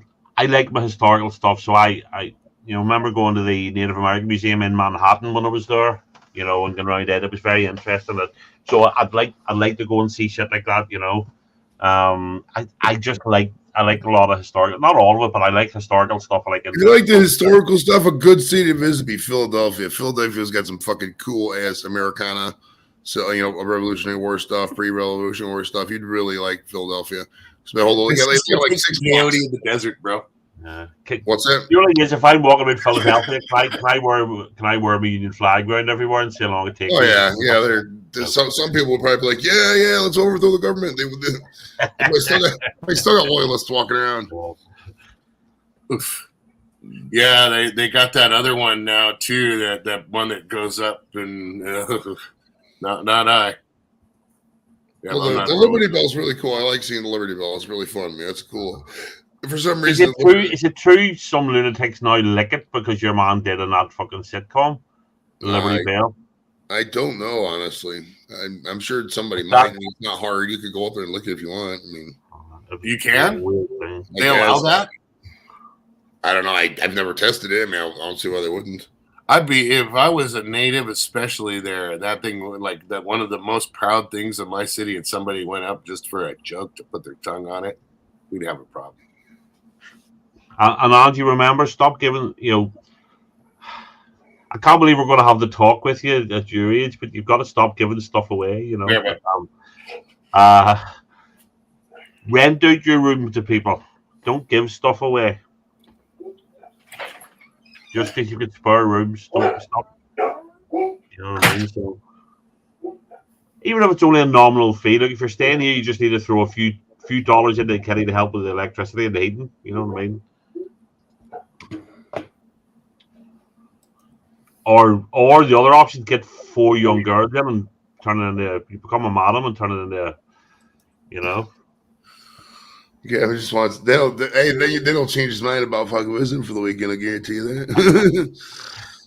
I'll stay in your basement and that couch in the corner. As long as Penelope and fucking Svetlana are there, I'm good, baby. I'm good. My uncle run girls at one point till the fucking paramilitaries caught on and threatened them. You know, genuinely did, and we didn't know about it until after. Then the thing, what really amused us. His family were all deeply religious. He was a fucking scumbag, but his family were all God brothers, and they were all mortally offended by the fact that their dad was making homemade porn with his girls, and he was renting them girls out. Where we all laughed, we all thought it was funny. It didn't go down very well. Well, how close is the nearest base to Angie? What would be Fort Detrick? Fort Detrick. Mm-hmm. Yeah, there's usually a military post or a store, Vanessa, within 45 minutes of most cities, typically, from my experience. Fort Detrick. Okay. So Vanessa, why does What do you mean by that? Why does it matter that there's a military base close? Am I missing something? Vanessa's retired military, so she No, can I know that, but what? Well, they have these specialty shops. They used to be called Class 6 stores, but basically it's just a place where military members, retired, active, whatever, otherwise can go get, stuff at rates. Is just a front to give us alcohol tax free. I got to run to the liquor store real quick, guys. I'll be right back in 1 minute. Enjoy your sangria, bro. I'm just going to stop this, and I'll be right back. All right. Don't forget to pay your water bill. But yeah, they have discount. I mean, I don't know the exact prices, but it's usually they got a pretty active supply of liquor. There's one by me. It's called the Auto Guard Exchange. I go there and get any bottles or something. I've been there. Left's been there with me a couple times. Right. Okay. Yeah. No, I was just wondering because. Yeah, base exchanges, stuff like that. They used to have one downtown, but then they closed it because not too many people were going there. Downtown Cleveland. So they still got the one over on it's still in the city on the west side.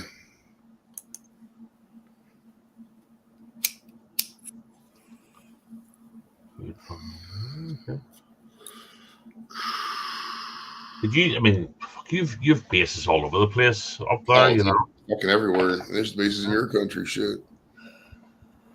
You're talking about. I don't think it's a bad thing. Well, I mean, it's like this, dude. Without one unified force that controls the entire shipping lanes, you're going to get piracy. You're not going to have free trade. You need something like that. You do. And something like that's going to cost money. It's going to bankrupt something. It's just the way economics works. It's the way fucking free trade works. It would be great if we didn't need shit like that. It really would. But, not being, I don't want to talk politics. I was going to very quickly say, do you think if America wasn't about, China wouldn't have taken, at the very least, Taiwan at this stage and other areas, So it's unfortunate, but that's just the way of the world,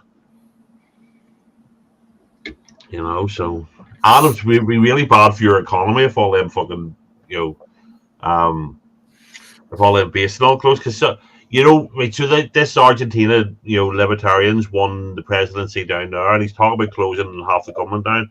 And there's people in America want, drain the swamp and all that. There, your man Vivek Ramaswamy, he's going to sack half the government this first day. But that's really bad. The government's so big, that's putting hundreds of thousands of people, if not millions, on the unemployment.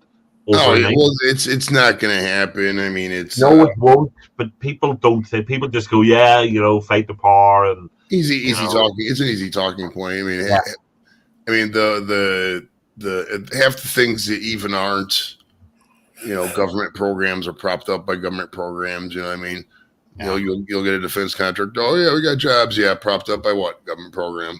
For this and that. Not that. I mean, I believe your government, like every other government, somebody sensibly is going to gut it, but not close it down. You know what I mean? They're too bloated, they're too unwieldy, they're too bureaucratic. There's just too much money wasted on absolute shite. You know what I mean? And it needs to.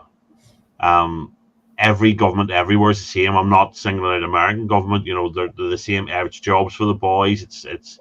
You look at the American senators, not that go in on a high-paid civil service job with a net worth of like a couple $100,000 and walk away worth $200 and $300 million. Like Nancy Pelosi, the money. It's all racket, dude. It's all racket. Yeah.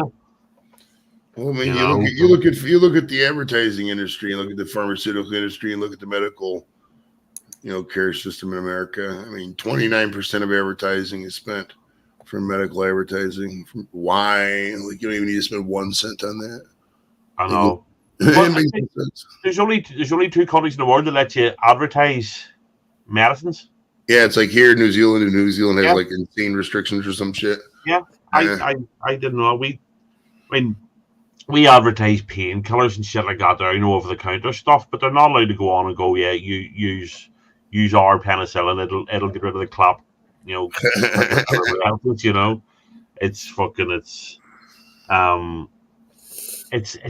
a weird one. I mean, I'm all for a free market and all, but you know what I mean? It's Well, you gotta anything the capitalist society, you gotta follow the money, dude. I mean, they got lobbyists, they have insurance companies. Think about how much money and energy and shit is wasted on insurance companies, medical billing, who's gonna pay for this, blah blah blah. It's all fucking it's ridiculous bureaucratic nonsense from the top down, and it's not gonna get better. I got news for you. It's not. So whatever Medicaid is now, just prepare for that for everybody because that's how it's gonna be. Because they're not. A meme during the rounds during all the COVID nonsense was, I tried following the science and I couldn't, so I just followed the money and it led me to the science. Right. And when you see what them cunts made off us all getting fucking forcing me back. Oh, here, what about the military? What about all the ex-military guys are now getting their discharges corrected because they wouldn't take the job and all? I haven't read what I actually have an involvement in that somewhat because like my agency, you can still get service connection benefits if you're a certain type of discharge. And I've had like discharges. One of our jobs sometimes is to upgrade discharge. It's called we call it COD, it's character of discharge determination. So somebody comes in with like an other than honorable or something.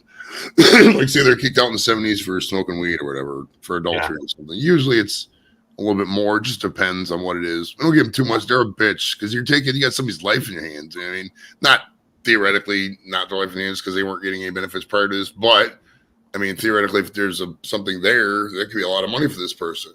So we tend to be very, very liberal with the way we interpret the law and stuff like that. Most of the time you try to write it in unless it's like very egregious. You'll see some people who had, horrible felonies. It's like, come on, man, this is not going to work. But most of the time you're going to write this person in. And I would bet for most of these things, they probably get written in, you know what I mean? Because we were facing the same thing too.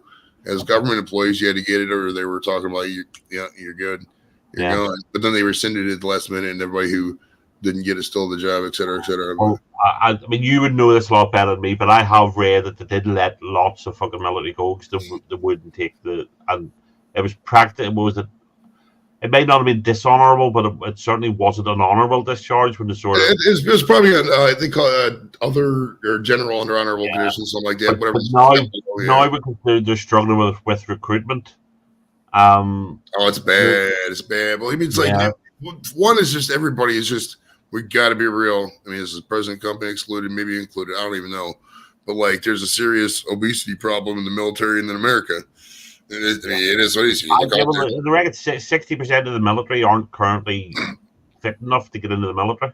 I read that the other day. I don't know if it's true, but and I can't 100% hate because there's a significant time I was in the service that I was probably not the fittest in the world. It's hard to get that shape. I know, but it depends what you're doing. If you're infantry, if you're potentially front line, then you need to be. The term's fighting fit for a reason. You were logistics and stuff like that, so it's okay if you're running about with a bit of a beer belly and stuff. You're not having to.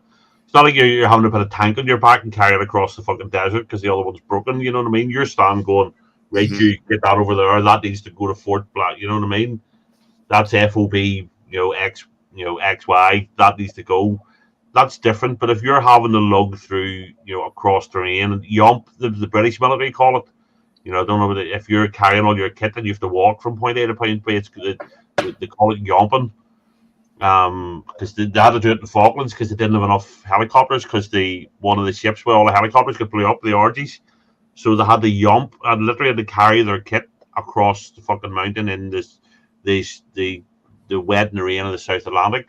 But can you imagine a lot of them, the American military trying to do that now? Yeah, I could never do that even when I was in at my peak, dude. We never had to do that. We got trucks. You know what I mean? It did laugh a couple of weeks ago. The new American military, the recruitment advert came out, and it wasn't about my lesbian mom anymore. It was all white men mostly. There was one woman in it. And everybody straight away went, "Yep, we're going to war." You know what I mean? All of a sudden, they're not waving rainbows. They're not, they're not right. Come on, we'll give you your surgery, or and they're not having people pose with fucking in dog masks and all. All of a sudden, it was, it was white men again, and everybody went, "Yep, we're fucked. We're going to war." Well, the problem is, man, it's an ops tempo thing, and people get burnt out on that shit, dude. If you're in the active duty and they're on a, because they've been in some state of war since fucking 2001, 1990, going back. I mean, Jesus Christ, how many wars we have. So it's like, well, you're in one of these jobs and you're doing 6 months here, or 18 months here, 6 months over there, 18 months here. You're on these constant fucking rotations of nitpick bullshit. And it's not like, war is exciting. It's not like all these times guys going over there's combat. It's just a fucking hyper nitpick environment. If you've ever seen a movie Jarhead, I recommend it because it shows you just how fucking boring some of it is. Yeah. Like just death. Like you're just sitting there, you could be having fun, but no, somebody's got to yell like, why isn't you over there cleaning? We had this guy, his name was Colonel Farrell, I think his name was. He was this guy's a neat freak. He would come in and start dusting, just whatever, go ahead, have fun. This one broad, she was the first sergeant motherfucker name was, I can't remember her name now. I picture her face, but she come in and was like, why aren't you stopping the colonel? I was like, what do you want me to do? This guy comes in, he's a neat freak. There's nothing that really needs to be done. I'm going to shoulder block him. I got that, colonel. I'm going to be a neat freak for you. It's just that kind of stupid fucking nitpicking bullshit just really gets to you. I know that's just me, but imagine that, on a constant basis, based on your whole livelihood's based on this. That's a stressful environment. And these fields have been undermanned for so long, dude. We haven't hit recruitment goals in years, even during the peak years of the war and in Iraq and Fallujah and all that. We never hit goals, and it's been quite a while even with benefits. I mean, you sign up now, you can probably get $50,000. I mean, Lep's wife's daughter does recruit for the army, and they just tell me how much fucking sick money you can get. She's probably got over $150,000 in bonuses alone just for the signing up. She's been like 10 years. It's sick out there because it's like, it's just really hard to keep that tempo. And because if you're working 14-hour days or however long it is the max they're working for you, you're probably fucking grabbing meals at the gas station, drinking a lot of energy drinks, unhealthy diet, that kind of shit. You just can't keep up. And then half the time you don't have time to work out during the day. You know what I mean? So in a perfect world, give these guys time to work out, but it just never works out like that. It never does. It's horrible. At least last time I really was into the shit, looked at it, it could have changed since now. Who knows? But I mean, it's not the environment like how it used to be. I mean, I don't think it ever will be, really. It never will be. It's a changing environment. Like, there's so much shit's going to be automated eventually. I mean, why do we need half the shit if you can? Well, see, I think that's part of the problem. A lot of the war, if it comes, is going to be long range. It's going to be fucking, precision bombing. It's going to be drones. It's going to be, it's not like the old days where you had to throw, 6,000 soldiers over the top and right, go and take that building. You're going to blow the shit out of it from 150 miles away with a cruise missile. So it isn't quite the same. So you all right there, Angie? Mm-hmm. You look like you were nearly asleep there. She's just enjoying the war stories, bro. She's just I'm just listening. Yeah. And it's beautiful. It's the 400th anniversary of Thanksgiving today. That 400th anniversary. Really? Yeah, because the first 2 years they were figuring out what to do, and they figured out the first official Thanksgiving meal was 1623, 400 years ago to this weekend. Oh, so Thanksgiving is actually a British tradition? We started it? Yeah, you guys started it. Well, the people who were afraid of your religious laws and persecutions, the 24 Mayflower families that came over to America. Yeah, those guys. So they should be, They say like 300 million Americans could trace their dark ancestry to those 28 families came over on them boats. Isn't it wild? It's like 10% of the country, bro. Yeah, they fucking... that is nuts. It is. But then again, you go back far. You always get people here. If you go back far enough, you there's always some line. If you trace it back and then up again, you're related to somebody famous and all. But we have a show here called "Who Do You Think You Are?" and you have a person where some celebrity will go on and they'll have basically done family research for them and they'll go back. But the did find somebody recently that was actually genuinely related to the royal family. It was like very clear. Literally, they'd only just discovered it, and then he was part of the line of succession. And then there's story, Rick. So there's a famous story over here. One of the kings that was murdered years ago, King Richard III. Well, some woman who she lost her job and she started.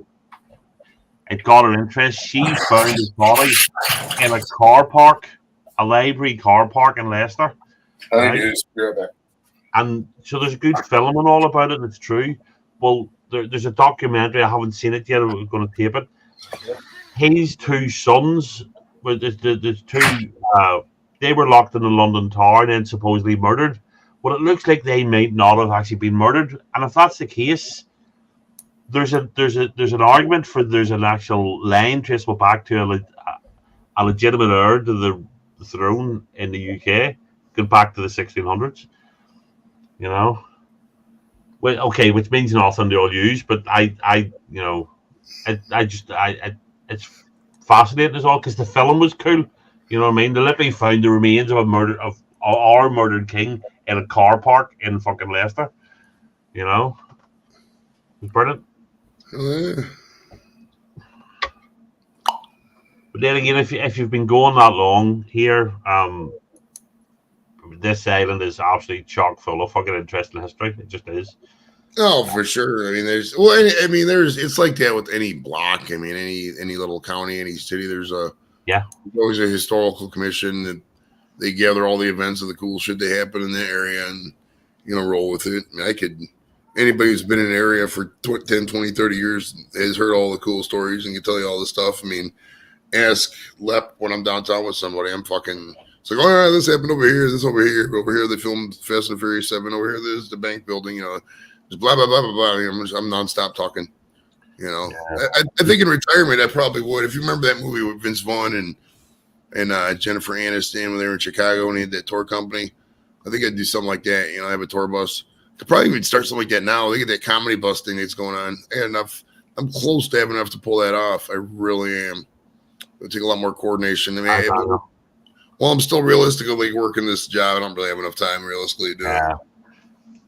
See, I like the historical stuff. There's a fantastic film that's on Netflix called The Dig. And if you ever sit one night, you have an hour and a half. It's about an archaeological dig that went on just at the start of World War II. And I don't want to ruin it, but literally, the whole point was there was these mounds in this field, and the owner of the land wanted somebody to dig it up because they suspected there was something underneath it. And it's a great film, and it's based on a true story. But spoiler, they found some of the coolest shit ever, and it rewrote English history. But I was reading today, they found all sorts of stuff around it now. It was like a royal temple, and it was like the size of 30 football pitches now in the vicinity. And I love all that sort of shit,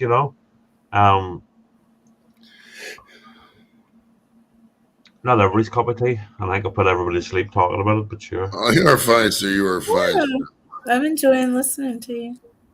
She just comes up here because we're more entertaining than anything that's on TV, bro. I mean, each one of us is like our own fucking. Well, see, we need to help Angie. Angie was talking was it last night? Wasn't last night? When was JV's on?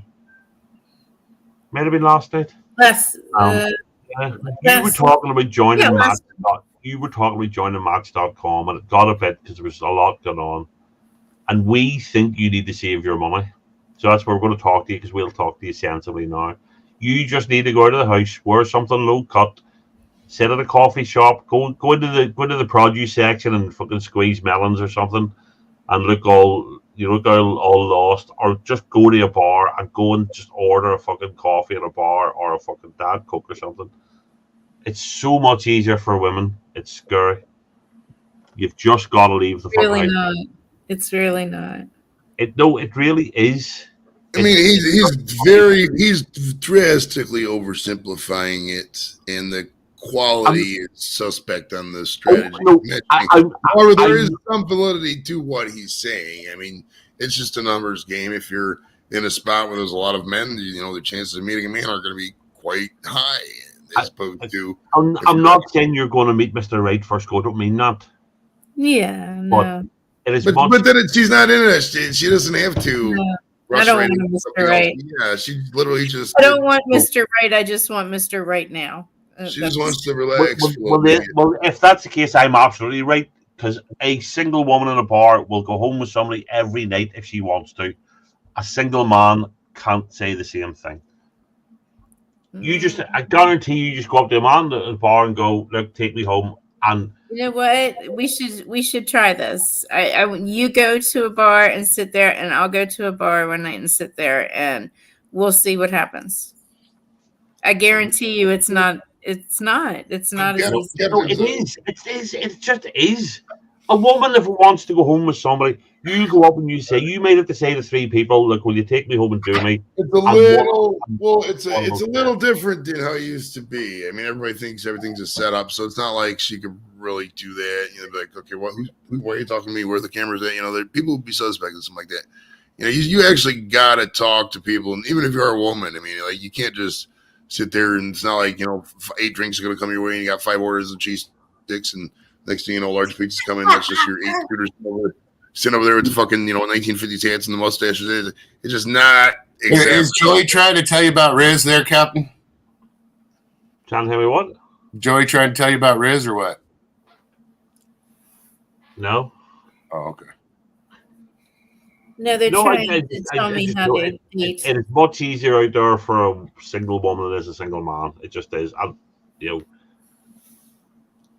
it's just women don't need to hit on men anywhere near as much as men need to hit on women.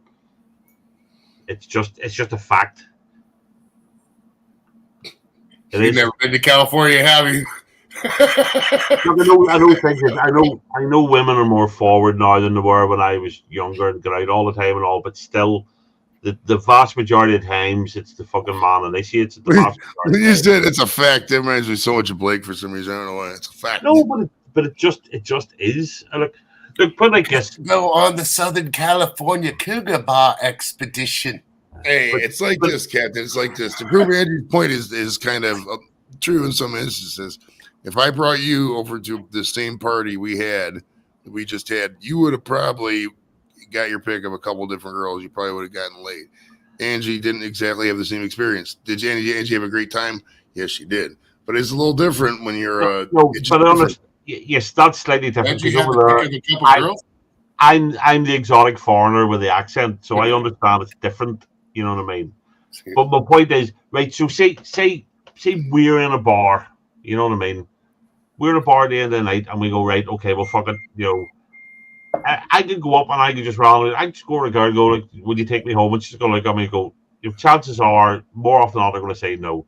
But a woman can go up and she can just say some random dude, and, you know, within maybe 2 or 3 asks, one of them's going to go, okay, then. Well, you gotta. I don't know. And after a couple few asks, it could turn into about 10 asks because maybe those couple few asks, right?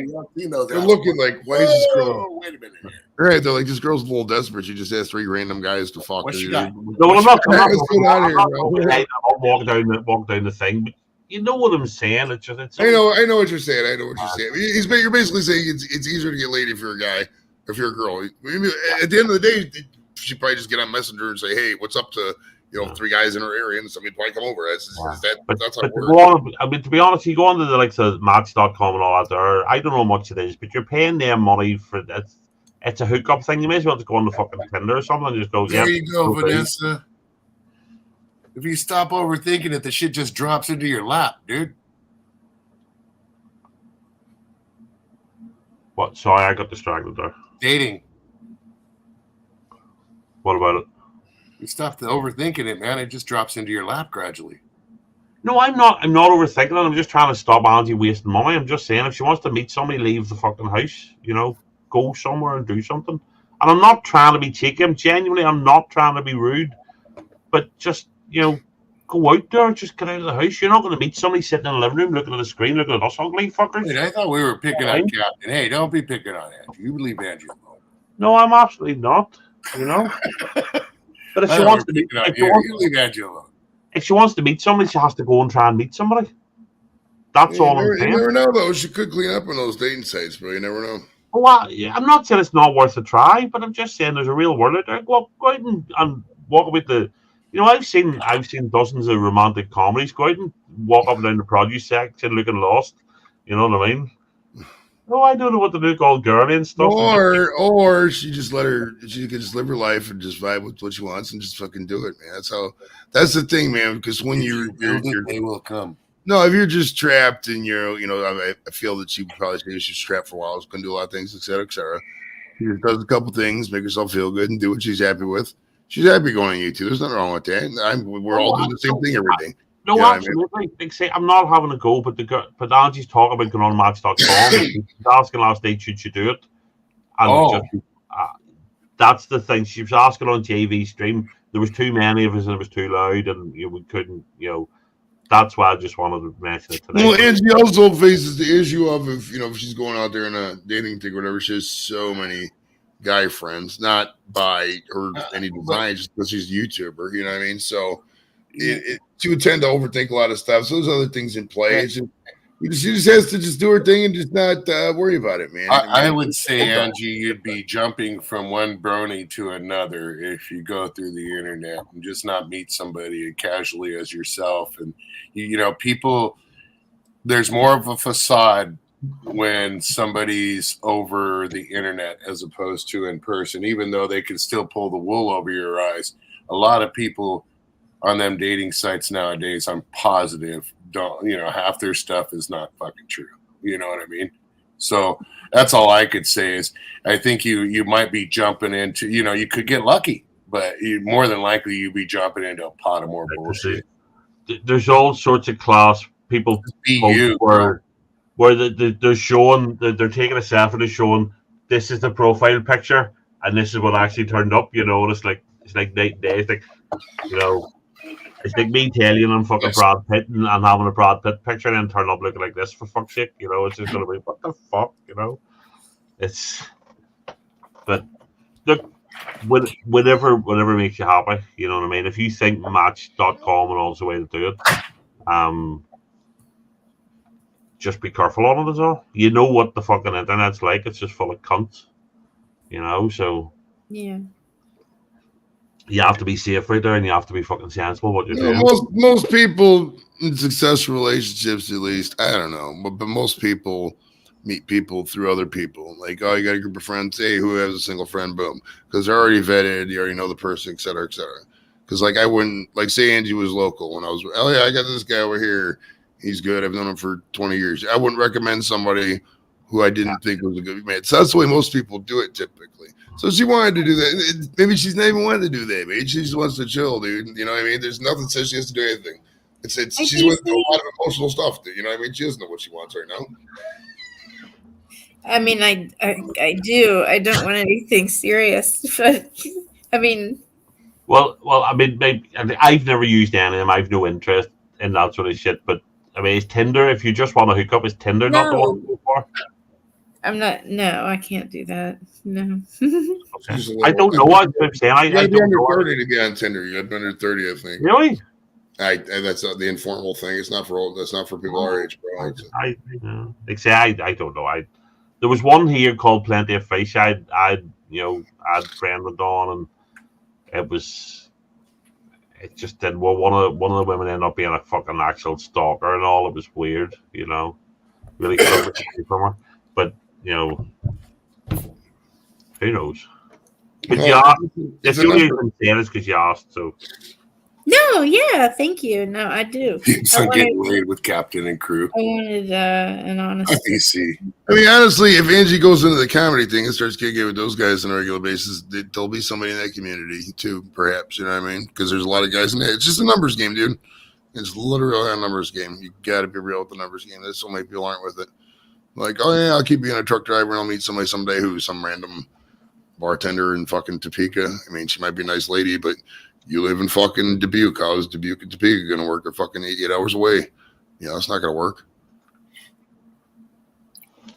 Wow. I just guesstimate. I have no idea how far. It's just somebody with a big penis, then, right? I do got to get some more coffee, so I'll be right back. Keep the party going, though, man. Don't get lame on me. Not just because, Well, Chris. Fucking Rena. I'm gonna fuck you up, Dorito. You better watch yourself. Yeah, come on down, bitch. Yeah.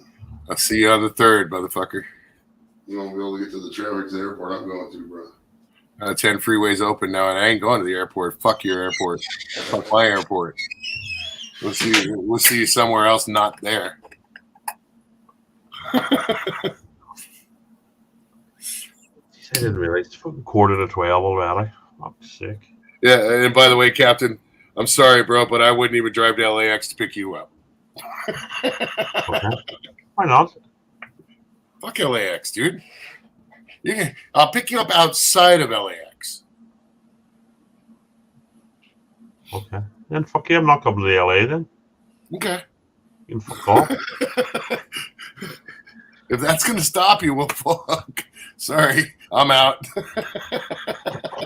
No, yeah, I honestly, I'm genuinely thinking about it. I'm going to do research. I'm going to see about prices. I'm going to see about, but I've stuff going on that I have to, you know what I mean? If I'm away, is home going to be okay and all the rest of it? So, but I'm not, it's not 2024. If I'm doing it, it'll be the year after, you know, and then, like I said, I'll have to talk to everybody, you know, because if I do want to go to certain places to meet certain people, or even if it is people travel to meet up, I need to make sure there's no point me coming over frog sick middle of May when everybody's busy, you know, and people are working and shit like that, you know. So,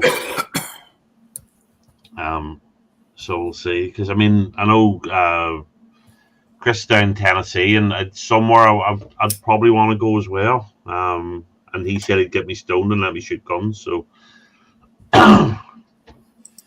Oh, I think that'll happen a lot of places. Speaking of devil. See, Chris would go to Vegas, huh, Chris? Do what? You can go to Vegas, huh? I've been to Vegas. See, there you go. Bingo.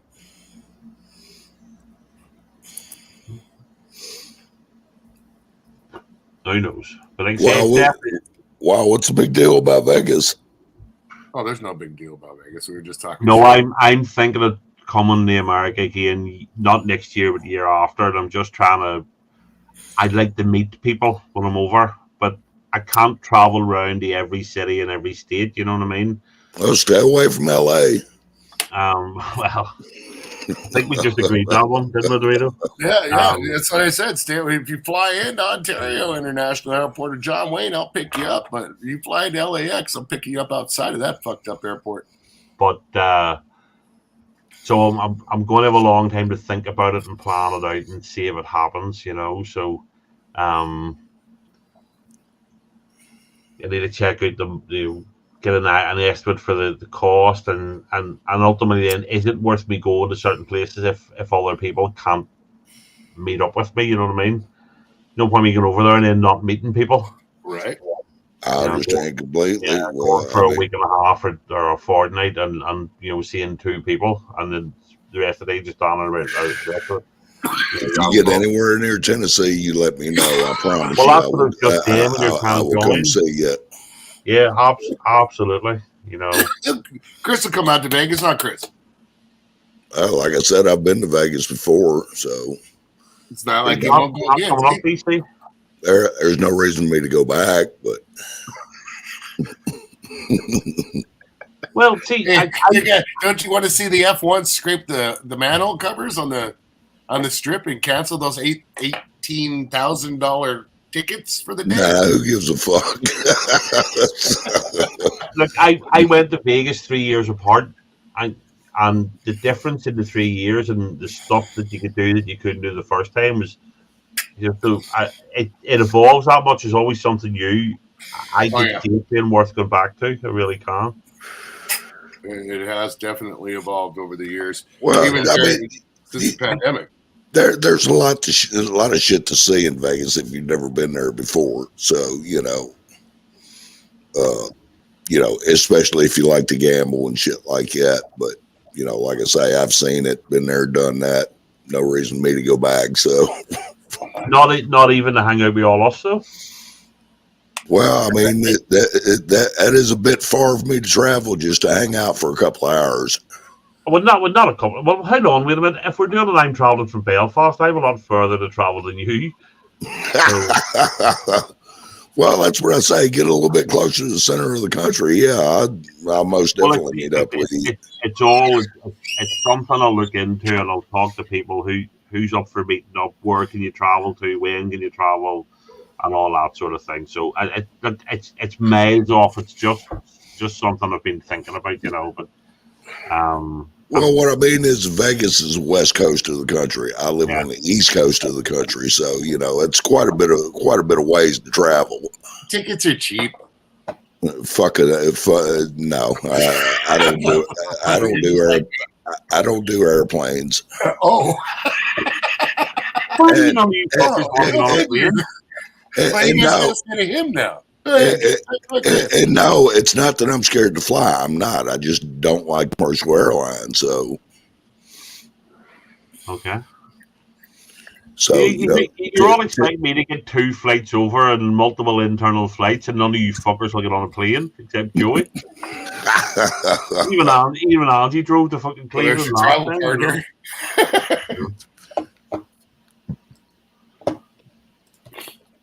Captain Bapton and Joey Bordeaux traveling the States. Yeah, Buffalo is a good spot to meet too. Buffalo is a really good spot because there's so much to do in Buffalo. Because Paul's got a fucking nice area to entertain. As far as Paul's told me, he can reaffirm in the chat. He doesn't mind when people come over because he has a nice area for horses. He has a big, like a couple acres. People can camp if they want, if they're like really cheap, or if they just want to kick it. But like Canada's right there, Niagara Falls right there. It's close to fucking Cleveland, close to the East Coast. So Buffalo's a good spot. We'll probably have a Buffalo event here soon. Yeah, and if you land in a blizzard, he can come get you. He's got a snow plow, so Yeah, we wouldn't do it in February, Chris. We probably I didn't know there was a Belfast. I know there's loads of British and Irish town and city names over there, but I didn't know there was a Belfast anywhere. A lot of states have a Belfast. Tennessee has a Belfast. I didn't know that. I know there's a Derry up in Maine, and there's Bangor. That's either Welsh or Northern Irish. I'm not sure, but there's a Bangor in Wales and and County Down here. I didn't know there was Belfast. I'd never seen Belfast anywhere else. So there you go. Paul says we're all welcome. So now Paul, there's about 23 of us going. So. Paul's cool with it, bro. Paul likes that stuff, man. Paul likes having people over because it's like you get to see more people, and if you're entertaining, he doesn't have to do nothing. That feels just sitting there. Well, he don't give a fuck. I mean, that makes it so much easier. That's what I'd rather do is like just sit around with everybody and get to know everybody, and versus like I want to do some things, but like. But we could get fireworks. You could smoke, drink, whatever, barbecue. We could have a hog roast. There's so much shit you can do with the field like that. You know what I mean? Yeah. That's what. I'm not saying you do that every night, but that could be one big fucking huge thing. Oh, you definitely want to do. I mean, it's stupid stuff, but I definitely want to do the big, old American sort of cookout, barbecue, whatever you want to call it. We did the one down in Evansville, Indiana, bro. It was awesome, man. We had fucking badass time, dude. Badass time, and we call it Keith Fest because one guy's name was Keith, and that was his house. And I basically just said, "Hey, buddy, you're having a party." And he agreed, and we had a fucking bunch of us got together and had a fucking banger party. It's you guys gotta be proactive. You gotta be willing to travel. You gotta have the means. I mean, you can't. And this sucks. Some people don't want others. You gotta have some kind of means. Can't just be a broke fuck and do the things we all do. I mean, it's there's a lot. There's back end expenses. That people don't take into consideration. Gas isn't cheap. Food isn't cheap on the road, etc. You know what I mean? So you got to have a job that pays vacation time, be retired, et cetera, et cetera. But it's fun, man. It's the memories to keep it growing. It keeps you'll talk about and you'll tell your grandkids if you ever have kids, or somebody else's grandkids, or nieces or nephews, or whatever the fuck you got, et cetera, et cetera. And I'll bring some proper whiskey. Yeah. Oh yeah. Hello. Right. Paul's I've been to Paul's house. It is noticeable that there's more and more members of our group that realize that they have a drink problem and they're going teetotal. So me turning up with bottles of whiskey is probably not a good idea. Well, the party starts, bro. I do that to every party. I go to every party with like 8 times more weed than I know that things gonna happen. Because you never know, man. You never know. Angie. Paul, I did send you the link, by the way, on Twitter. If you want to, I sent you the years ago. If you want to join, if you haven't checked your Twitter, I sent you a while ago. Angie, whenever I left, and I said I'd probably be back a little bit later and all like that, I had a nasty headache, so I laid down for a little bit. I got back up. It was about 4 a.m. I walked over, turned the computer on, and hit YouTube and said, streamed 39 seconds ago. Is this the one this morning? Yeah. Oh, this is the one I'm not allowed to say publicly that Elbow killed your live stream. That's that one. Jeez, poor Elbow. Yeah, it's that one. Yeah. You just have to watch what happens when he goes. He's a nice guy. I understand that, but Did Elbow show up? And everybody else left. Yeah, Elbow showed up and he played some songs and stuff, and everybody else left. Then he left. Well, it wasn't fair. It wasn't really late at night at that point. Don't you dare defend him. I'm just playing devil's advocate on the fringes. I mean, Elbow's a nice guy, and it was really late. I know he's a nice guy, but still. So this just happened about 20 minutes ago. So after I got back from the store, I had a cigarette. Put the cigarette out, threw it in my trash can. So my wife had me doing a couple honeydews. And the trash can smoldered. Then I sit down. I don't know if you noticed it or not. I sit down here. I'm like, and I looked over, and I don't know. You guys see me click off real quick, but my stainless steel trash can was on fire. Whoops. oh my god! Yeah, it started melting. What I smelled is I didn't so much smell the fire. It started melting a resin bottle, an empty resin bottle. Oh. So that's why I just had to. I'm gonna get yelled at probably pretty quick. That falls under the category of oops. I just grabbed a water bottle, emptied it onto it, and just took it out to the I used to hate that smell because when I was a security guard, they'd have the smoke bucket right outside, and people would. But honey, it was an accident. I didn't mean it.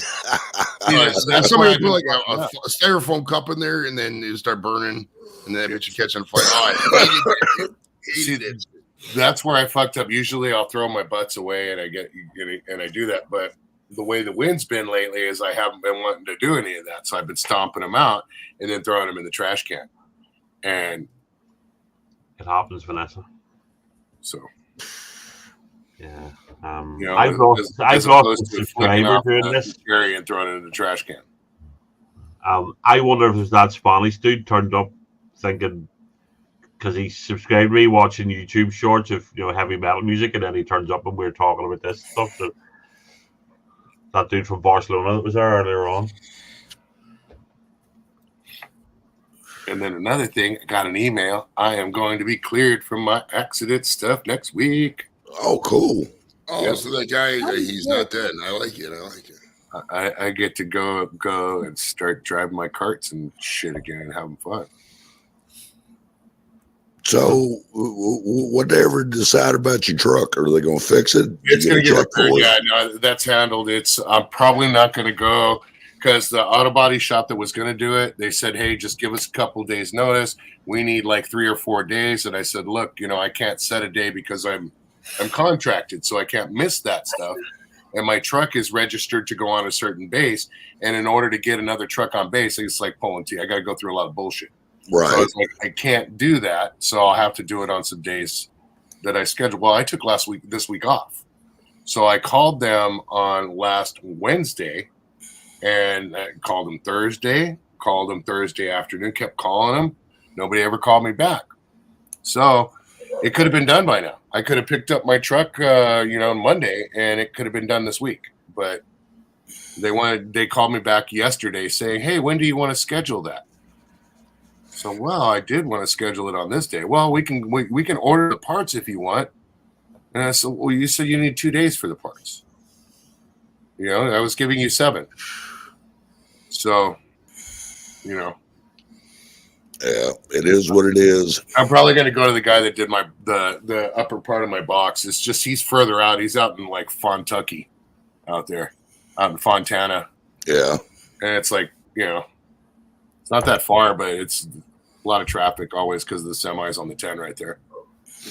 I saw a video. It was released by some LA news station or whatever, but Just went down the 5 and it just fucking showed the lights breaking and they set it to Christmas music. And I was just looking at it was quite funny, but just amount of traffic, you're just looking at like, God damn, Oh, yeah. insane.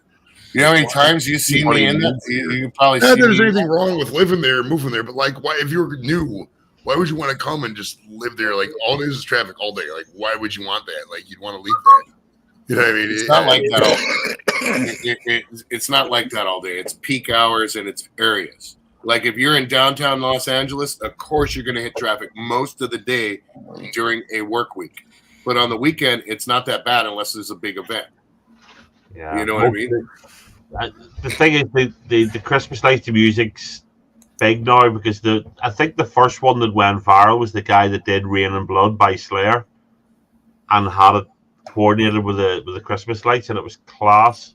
It just really, really worked. It the red Christmas lights, and that's the song he picked, and it was perfect. So. Well, there's I can't remember the guy's name. There's a guy that every year at Christmas time he does a YouTube video where he's got his house all set up with these laser and computers and like that, and it's literally like a movie on the front of his house. Somebody telling a story or something like that. Pretty badass. And the guy's out in California somewhere. He's some kind of light tech for the movie industry.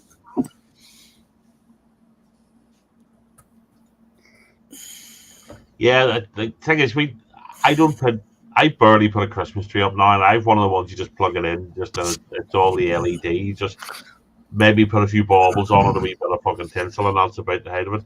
I never really got the stringing lights up outside thing and all the rest of it. And I love Christmas. I genuinely am like a big kid at Christmas. It's my favorite time of the year. I just don't see the point of decorating outside the house for the neighbors to look at and go, yeah, their house is pretty. I got that shit down, dude. I got 3 of those laser light thingies that do all the colors. I put 2 on the house and 1 up in the trees, and then we got an inflatable. We got the Star Wars inflatables, but I'm sure this year she switched, changing up. So we're probably gonna buy the fucking Monster Jack and inflate him. Well, as soon as Angie makes up her mind whether or not she's getting a real tree or a fake tree, hers is going to be hanging from the ceiling. I still say Charlie Brown tree. Always the best. I ordered one. It's coming tomorrow morning. A Charlie Brown tree? No, it's I like a Charlie Brown tree, dude. It's a fake one. I might get a Charlie Brown one too, but yeah. We got a fake one. The hell no. There's no reason to clean up all that crap afterwards. Yeah, it was a really good price, and it's 6.5 foot and pre-lit Pre-lit. Better than post-lit. Yeah. I'm only going to go for about another half hour. It's already gone 12 here, and I have to go to work in the morning. He's got one of those jobs and shit. Yeah, most people. I gotta work. Come on, dude. It's Thanksgiving. You don't have to work tomorrow. Isn't it? It's a different country. They don't celebrate Thanksgiving over there.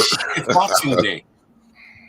Well, we did start it. We established there. It's a British tradition. We started Thanksgiving.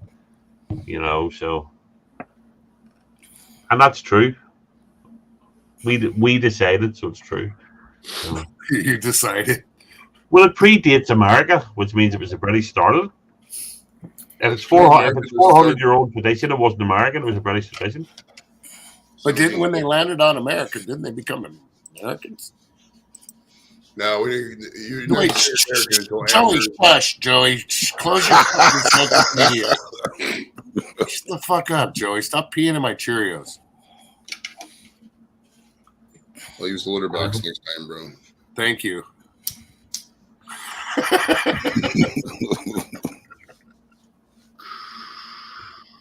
Damn it. Part of me wishes I had off tomorrow, but it's like, whatever. I mean, to do what? Sit around the house and fucking smoke weed and go on YouTube? I mean, that was what work. Yeah. Okay, I've been getting into the office more and more, but I am working from home tomorrow, so. Well, that's good, at least, yeah. Well, I gave the boys the rest of the weekend off, but I'll probably be in the shop tomorrow by myself. Our sticker has made it to Japan. Sorry, God, it's the turkey, I think. Right, 23-10 for the Cowgirls so far, Joey. You're probably watching that. Yeah, they anyway, just aren't you? kicked the field goals. Yeah, it's a score. They'll Hell yeah. probably win this. Well, they're playing in Dallas, I believe, and the Commanders they're trying, but I don't think they're going to be a playoff team. Commanders? Who the fuck's the Commanders? The old Redskins. Sorry, shouldn't have said that. Oh, Washington. Oh, fucking Yeah, Washington. Commanders. That's the stupidest name. It is so bad. Uh, Whenever they take a name that was a name and they try to change it to something else, 100% of the time it's bad. Like the Washington Wizards, it's a basketball team. It's kind of near Angie. It's in Washington, D.C. They used to be called the Washington Bullets. But they figured Bullets was too offensive because of all the shootings at the time, so they changed it to the Washington Wizards. Well, I thought they were called the Washington Capitals there for a while, wasn't they? No, Washington Capitals, that's the hockey team. That's different. Oh, different. okay. I know I did read a couple of times that some of the Native Americans are now upset because they've done away with the Redskins. I saw that article and I wondered about the thing. I never verified the source, so I really can't say. Well, that's the thing. I'm not an expert, but what you normally find a lot of the time when these things are supposedly offensive, it's actually only offending 2 or 3 people. You know, but they're vocal and they're organized, and a lot of times they tend to be fucking cancel stupid. culture, baby. Cancel culture. Yeah. You know? Well, the Indians aren't offended because of the name. They're offended because the name was done away with. Yeah, They were well, offended that's because why it's a tomahawk, wasn't it? you know, just It was originally. Is what it started off with. I don't know, but there's the I watched there's a guy he went into one of the colleges with a big Mexican hat on and the poncho and the moustache and all, and he asked all the students, "Do you find this offensive?" And every student went, "Yes, it's not your culture," blah blah blah. And then he went into the Hispanic area and he went, "Do you find this offensive?" And they all went, "No, we think it's fucking brilliant." You know, none of them were offended by it. They thought it was cool. Well, it's also too, especially with the Mexican culture, dude. When it comes down to it, it's all on how you present yourself, bro. Yeah.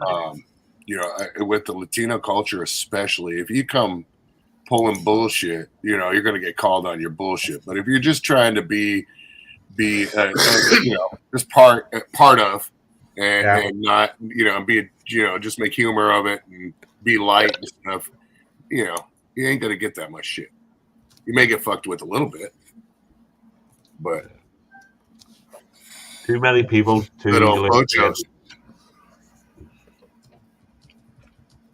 it's just depending on what you're doing and where you're at, bro.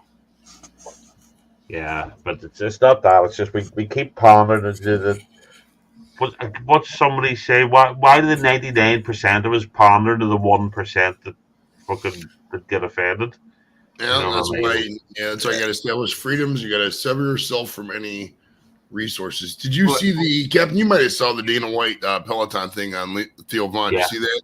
That was brilliant. That was pretty cool. I don't know. No, to be fair, I didn't verify. It seemed kind of scripted. When I say kind of scripted, usually he has done it. I didn't know. I saw the thing he was talking with the sponsor when it first came out. The clip didn't say who it was. But so I then saw today he's taken all the Peloton bikes out of all UFC gyms. He just went, yeah, fuck yous. But Peloton have tried to diffuse it and go, oh, we didn't say this and we didn't say that, and you know, all the rest of it. And he just went, and I like him because he seems to, you know, back up what he says, you know what I mean? And he's not wishy-washy. He just says, look, you see, you're American, you vote for who you want, I vote for who I want, and that's how it's supposed to work. You're not going to tell me what I can and can't say and shit like that. I like that, you know. He puts his money where his mouth is as well. Although, I still don't get that slap thing that although it's apparently worth a fortune already. That I don't know what you call it, but the slap competition. Power slap, is it? Is it Power Slap? I know what you're talking about. I don't know what the organization's called. Yeah, where they get on an arm wrestling bench and then smack the shit out of each other. That just seems weird. I understand MMA. It's a very technical thing. It's valid, but it's I don't just get I don't see the appeal of just watching guys taking turns slapping each other in the face. You hear them? There's probably a payday on it. I mean, we had the one person guy, and they were talking about that. And there's a whole series. Oh no, I understand people are doing it because they get paid at. I understand that, but as a spectator, that's what I mean. I just look at that and go, once you've seen it, once you've got to see this slapping thing, you've got to see it, and you see it, you go, right, I've seen it now, and you don't want to see it again. It's like, so so what if you get slapped in the wrong spot, and then you're stuck on a bus with a helmet? You can go blind, bro. You can go blind with this. There's a lot of things that can happen to you in that spot. A lot more than people realize. Yeah, but it's still not interesting to watch. That's my point. It's not, it's you can break somebody's jaw with a slap, bro. Yes, but it's still not interesting to watch. That's my point. Yeah, I don't disagree with you. I would not watch a slap fighting championship. I don't give a fuck. I'll guarantee you're probably like most of us. You fuck what? The first time you see it, what the fuck? And you watch a few people slap each other. You watch a couple people fall over, and then it's like, it's not like watching. Right, I want to watch Conor McGregor because I want to see him break his leg, and you want to see the fight. You don't know how it's going to turn out, because a wrestling guy could take on a jiu-jitsu guy, blah, blah, blah. They're literally just started going. Well, slapstick against competition. Now, if it's slapstick, okay, but competition, whereas there's people, hey, that to me is not, I don't see it either. Well, people watch that shit for the same reason people watch boxing matches, shit like that. Just confrontational type thing. Oh, yes, there's bound to be some moron that just wants to see somebody getting hurt. But I've seen those faces, dude. Yeah, but most genuine boxing fans used to want to see the knockout punch. We all do. I'm not saying that, but you want to see the skill. You want to see the expertise that was with it and the natural ability, not just I've got big fuck off muscly arms and I'm going to slap you. It's. I'll have to send it to you if I can find it on Instagram, dude. I don't know if you've seen it or not. The one with the two little people on the thing doing the slap thing, and they go to smack each other, and each time there's contact, it's like a little squeaky toy. It goes. I did once see. I was seeing porn where it was a little person banging somebody, and every time the hips moved, that wee squeaky toy noise went, and it made me laugh so much. I love all those, dude. Mike's probably got a print of that. Oh god! The one where the guy goes turning around, spinning around, the little guy with the shot put. He throws the shot. Yeah, but no political correctness at all. Just the wee squeaky dog toy noise every time the hips went. It was funny. I constantly send those to Luch. I send them to Joey every once in a while. Why? Joey doesn't like porn? They're funny, dude. There's some funny ones. They got the one guy doing the rope, the little guy doing the ropes, and then it switches to a picture of the guy standing there with his tennis shoe and his shoelaces.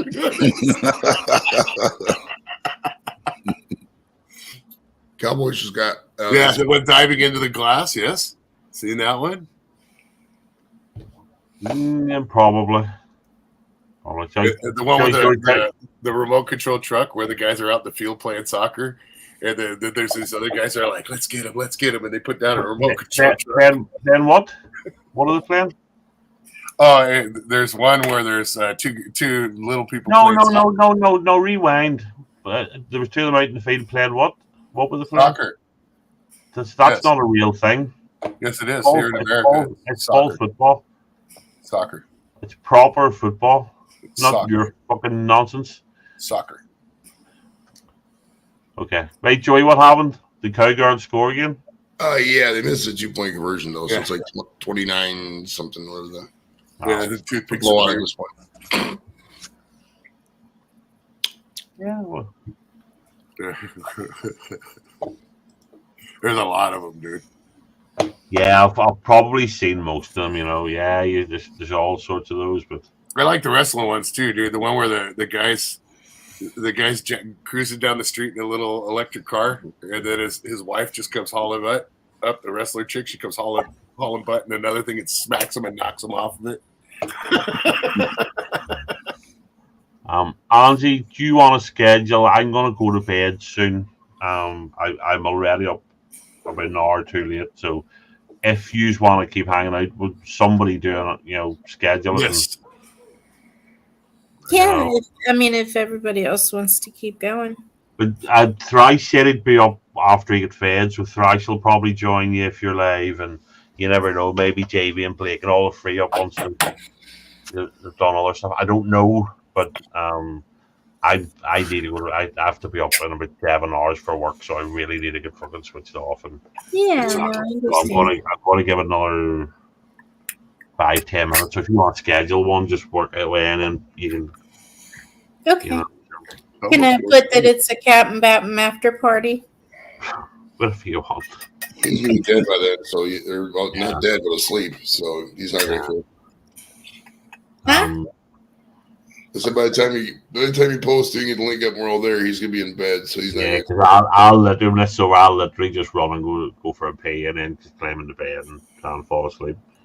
You know, so I'm on tomorrow night. So doing my 20 question thing with Sam tomorrow night. So, Risky woman. So that's another late one, you know. So, yeah, it's only 4:18 here.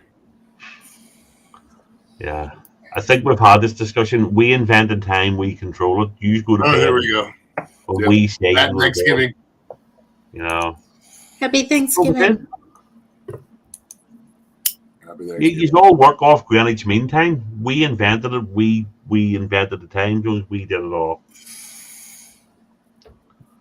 And Lex will back me up on that one. He's not wrong. He's not wrong. We had to learn the history of Zulu time, and yeah, you do work off. It's all centered around Greenwich, just outside London. Greenwich Mean Time. Can't help it. It's easy when people live in that time zone. It's easy to fucking figure out how long it is because you usually know the Zulu time of that area. So +5 for me is pretty much year round, so it's easy. Yeah. Sundial, bitches.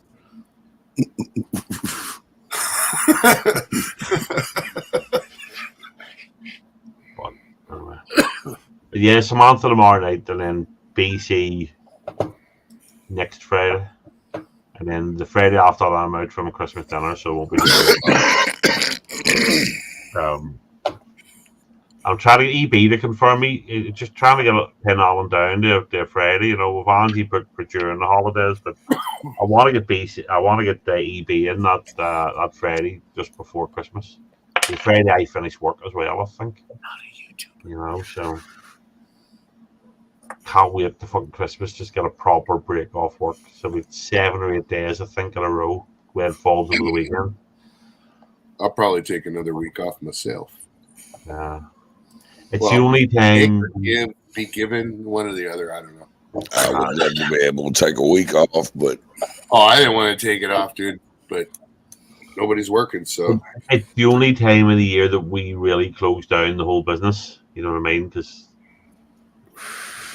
nobody, the whole country takes time off over Christmas, and I'm in the building trade, so nobody's building over Christmas. So you know, so just close down and do a Christmas Day, Boxing Day are public holidays, and then New Year's Day is a public holiday, so you tend to, you know, in between there. So, and I'm looking forward to it. So, thank you, Whiskey. Appreciate it. Yeah. It's 4:20 on the West Coast. Mark it up. That's right. Yeah. So I'll just put a link in the private chat, Chris, and that if you want to copy it for when, you know, so just make life easier. Oh, okay. Like cool. she ever sends me invites. Well, she has met you. I mean, we understand. You know. I mean, you know, she sends me invites now, but of course it took her 3 months, you know, to. Yeah. Well, me too, to be honest. But I don't do lives. Right? I literally just because Joey was bored. Yeah, he's not a YouTuber. You know, so I this just hanging out. I'm not a YouTuber. Told you. You're not a YouTuber unless you're monetized. I've decided. Yes, I have moved the goalpost, but it doesn't mean I'm wrong. Yeah. I don't know. Well, I mean, you know, if it's your stream, you can't be wrong. So, you know. Oh, well, he's wrong. He called it. See, he says it's not soccer. It's fucking soccer. No. Yep. No. Yet another thing we invented. So, You just don't like it because it's, you know, it's not slow and peppered with adverts. I don't like football either. There you go. Y'all have heard me say it 100 times at least. If it doesn't involve horsepower, I ain't interested. So, Hello, I like Chris. it. I'll pick up what you're setting down there, brother. That's for sure. There's no replacement for displacement.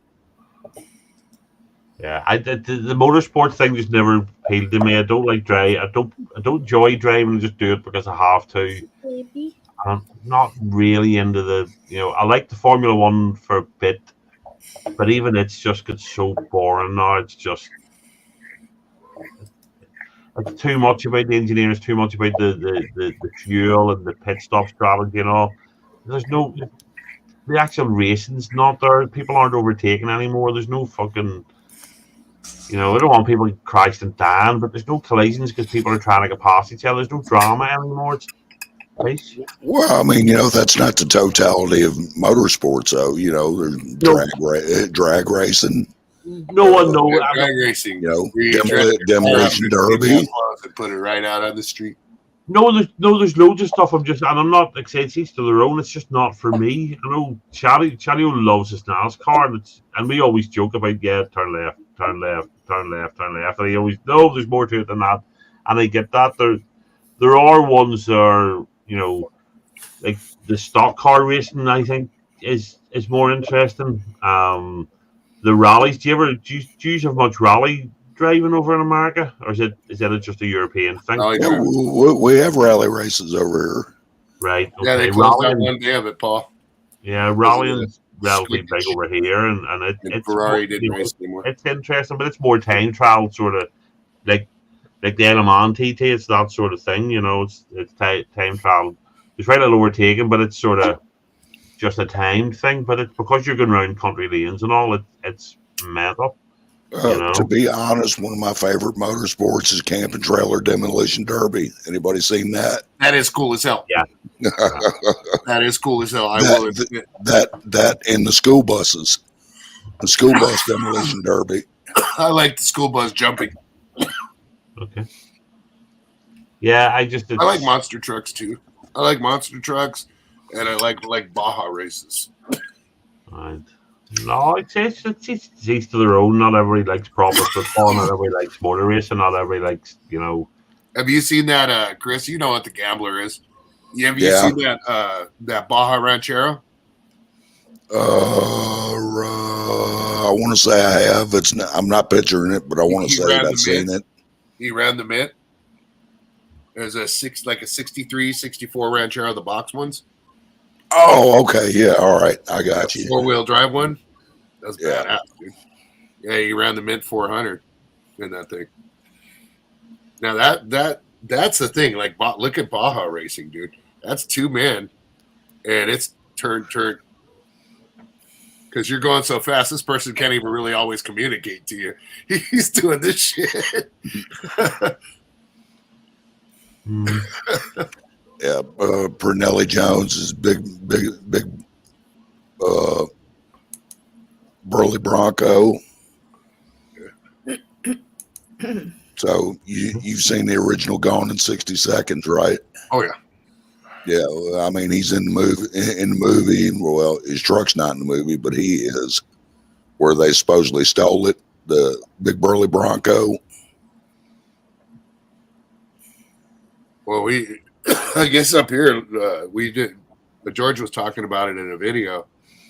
Mickey Thompson, all those guys back in the day. This is all along the riverbed here. Was where they used to do a lot of testing and developing of the trophy trucks when they started doing trophy trucks back in the day, right through the dry riverbed and all that shit. So, what I'd like to get into racing for fun is getting these carts with paintball guns. I think that'd be hella fun. Dangerous, but real fun. Okay. Right. So I'm gonna call it there. So I'm just gonna, for anybody that doesn't know it, so I'm doing my wee 20 questions tomorrow night with Samantha Lee. So for what it's worth, I'll post it there. So Angie's going to do an after party here. I'm going to go to bed because I have to go to work shortly. So thank you for popping up, everybody, and thanks everybody in the chat that's here now and was there earlier. So Angie, do you want to put your link for your channel in the chat just for handiness? Oh yeah. In case Kirsty and all don't have it, just in case they're. You might as well, if you're going to have an after party, you might as well tell everybody where to go. So happy Thanksgiving to everybody in the chat, or if you don't celebrate Thanksgiving, happy Thursday. Happy Friday. It's Friday now. Yeah, it's 12:30. It's Friday. Or Friday, as the case may be. I'm not deliberately trying to be contrary. I just can't help it. No, you're right. They invented being contrary. You're across the date line, so. Yeah. Captain Bapton's his land invented being contrary. Absolutely. Well, we did invent everybody else, everything else. So, hi, Clex. Hello, thanks, Kane. Kirsty, Paul. I don't know who else is still there to say hello to, but anyway, thanks for popping up, guys. And Angie's going live now, so pop over and see hers, and yeah, and if you pop over and watch Angie long enough, she'll actually show you them, So show him what? Oh, your artwork, obviously. Where her He couch wasn't saying get your tassels out. The bolt holes where her couch used to be. Well, there is that. So, right, everybody. That angle iron, you could have made a pretty cool wrought iron frame. So I'm gonna pull the plug. Night, everybody. Enjoy the rest of your Thanksgiving. If you're American, if you're not, enjoy the real world. So okay. Yeah, because they invented it. Because we invented it. Yes. Okay. Night, everybody. Later, guys.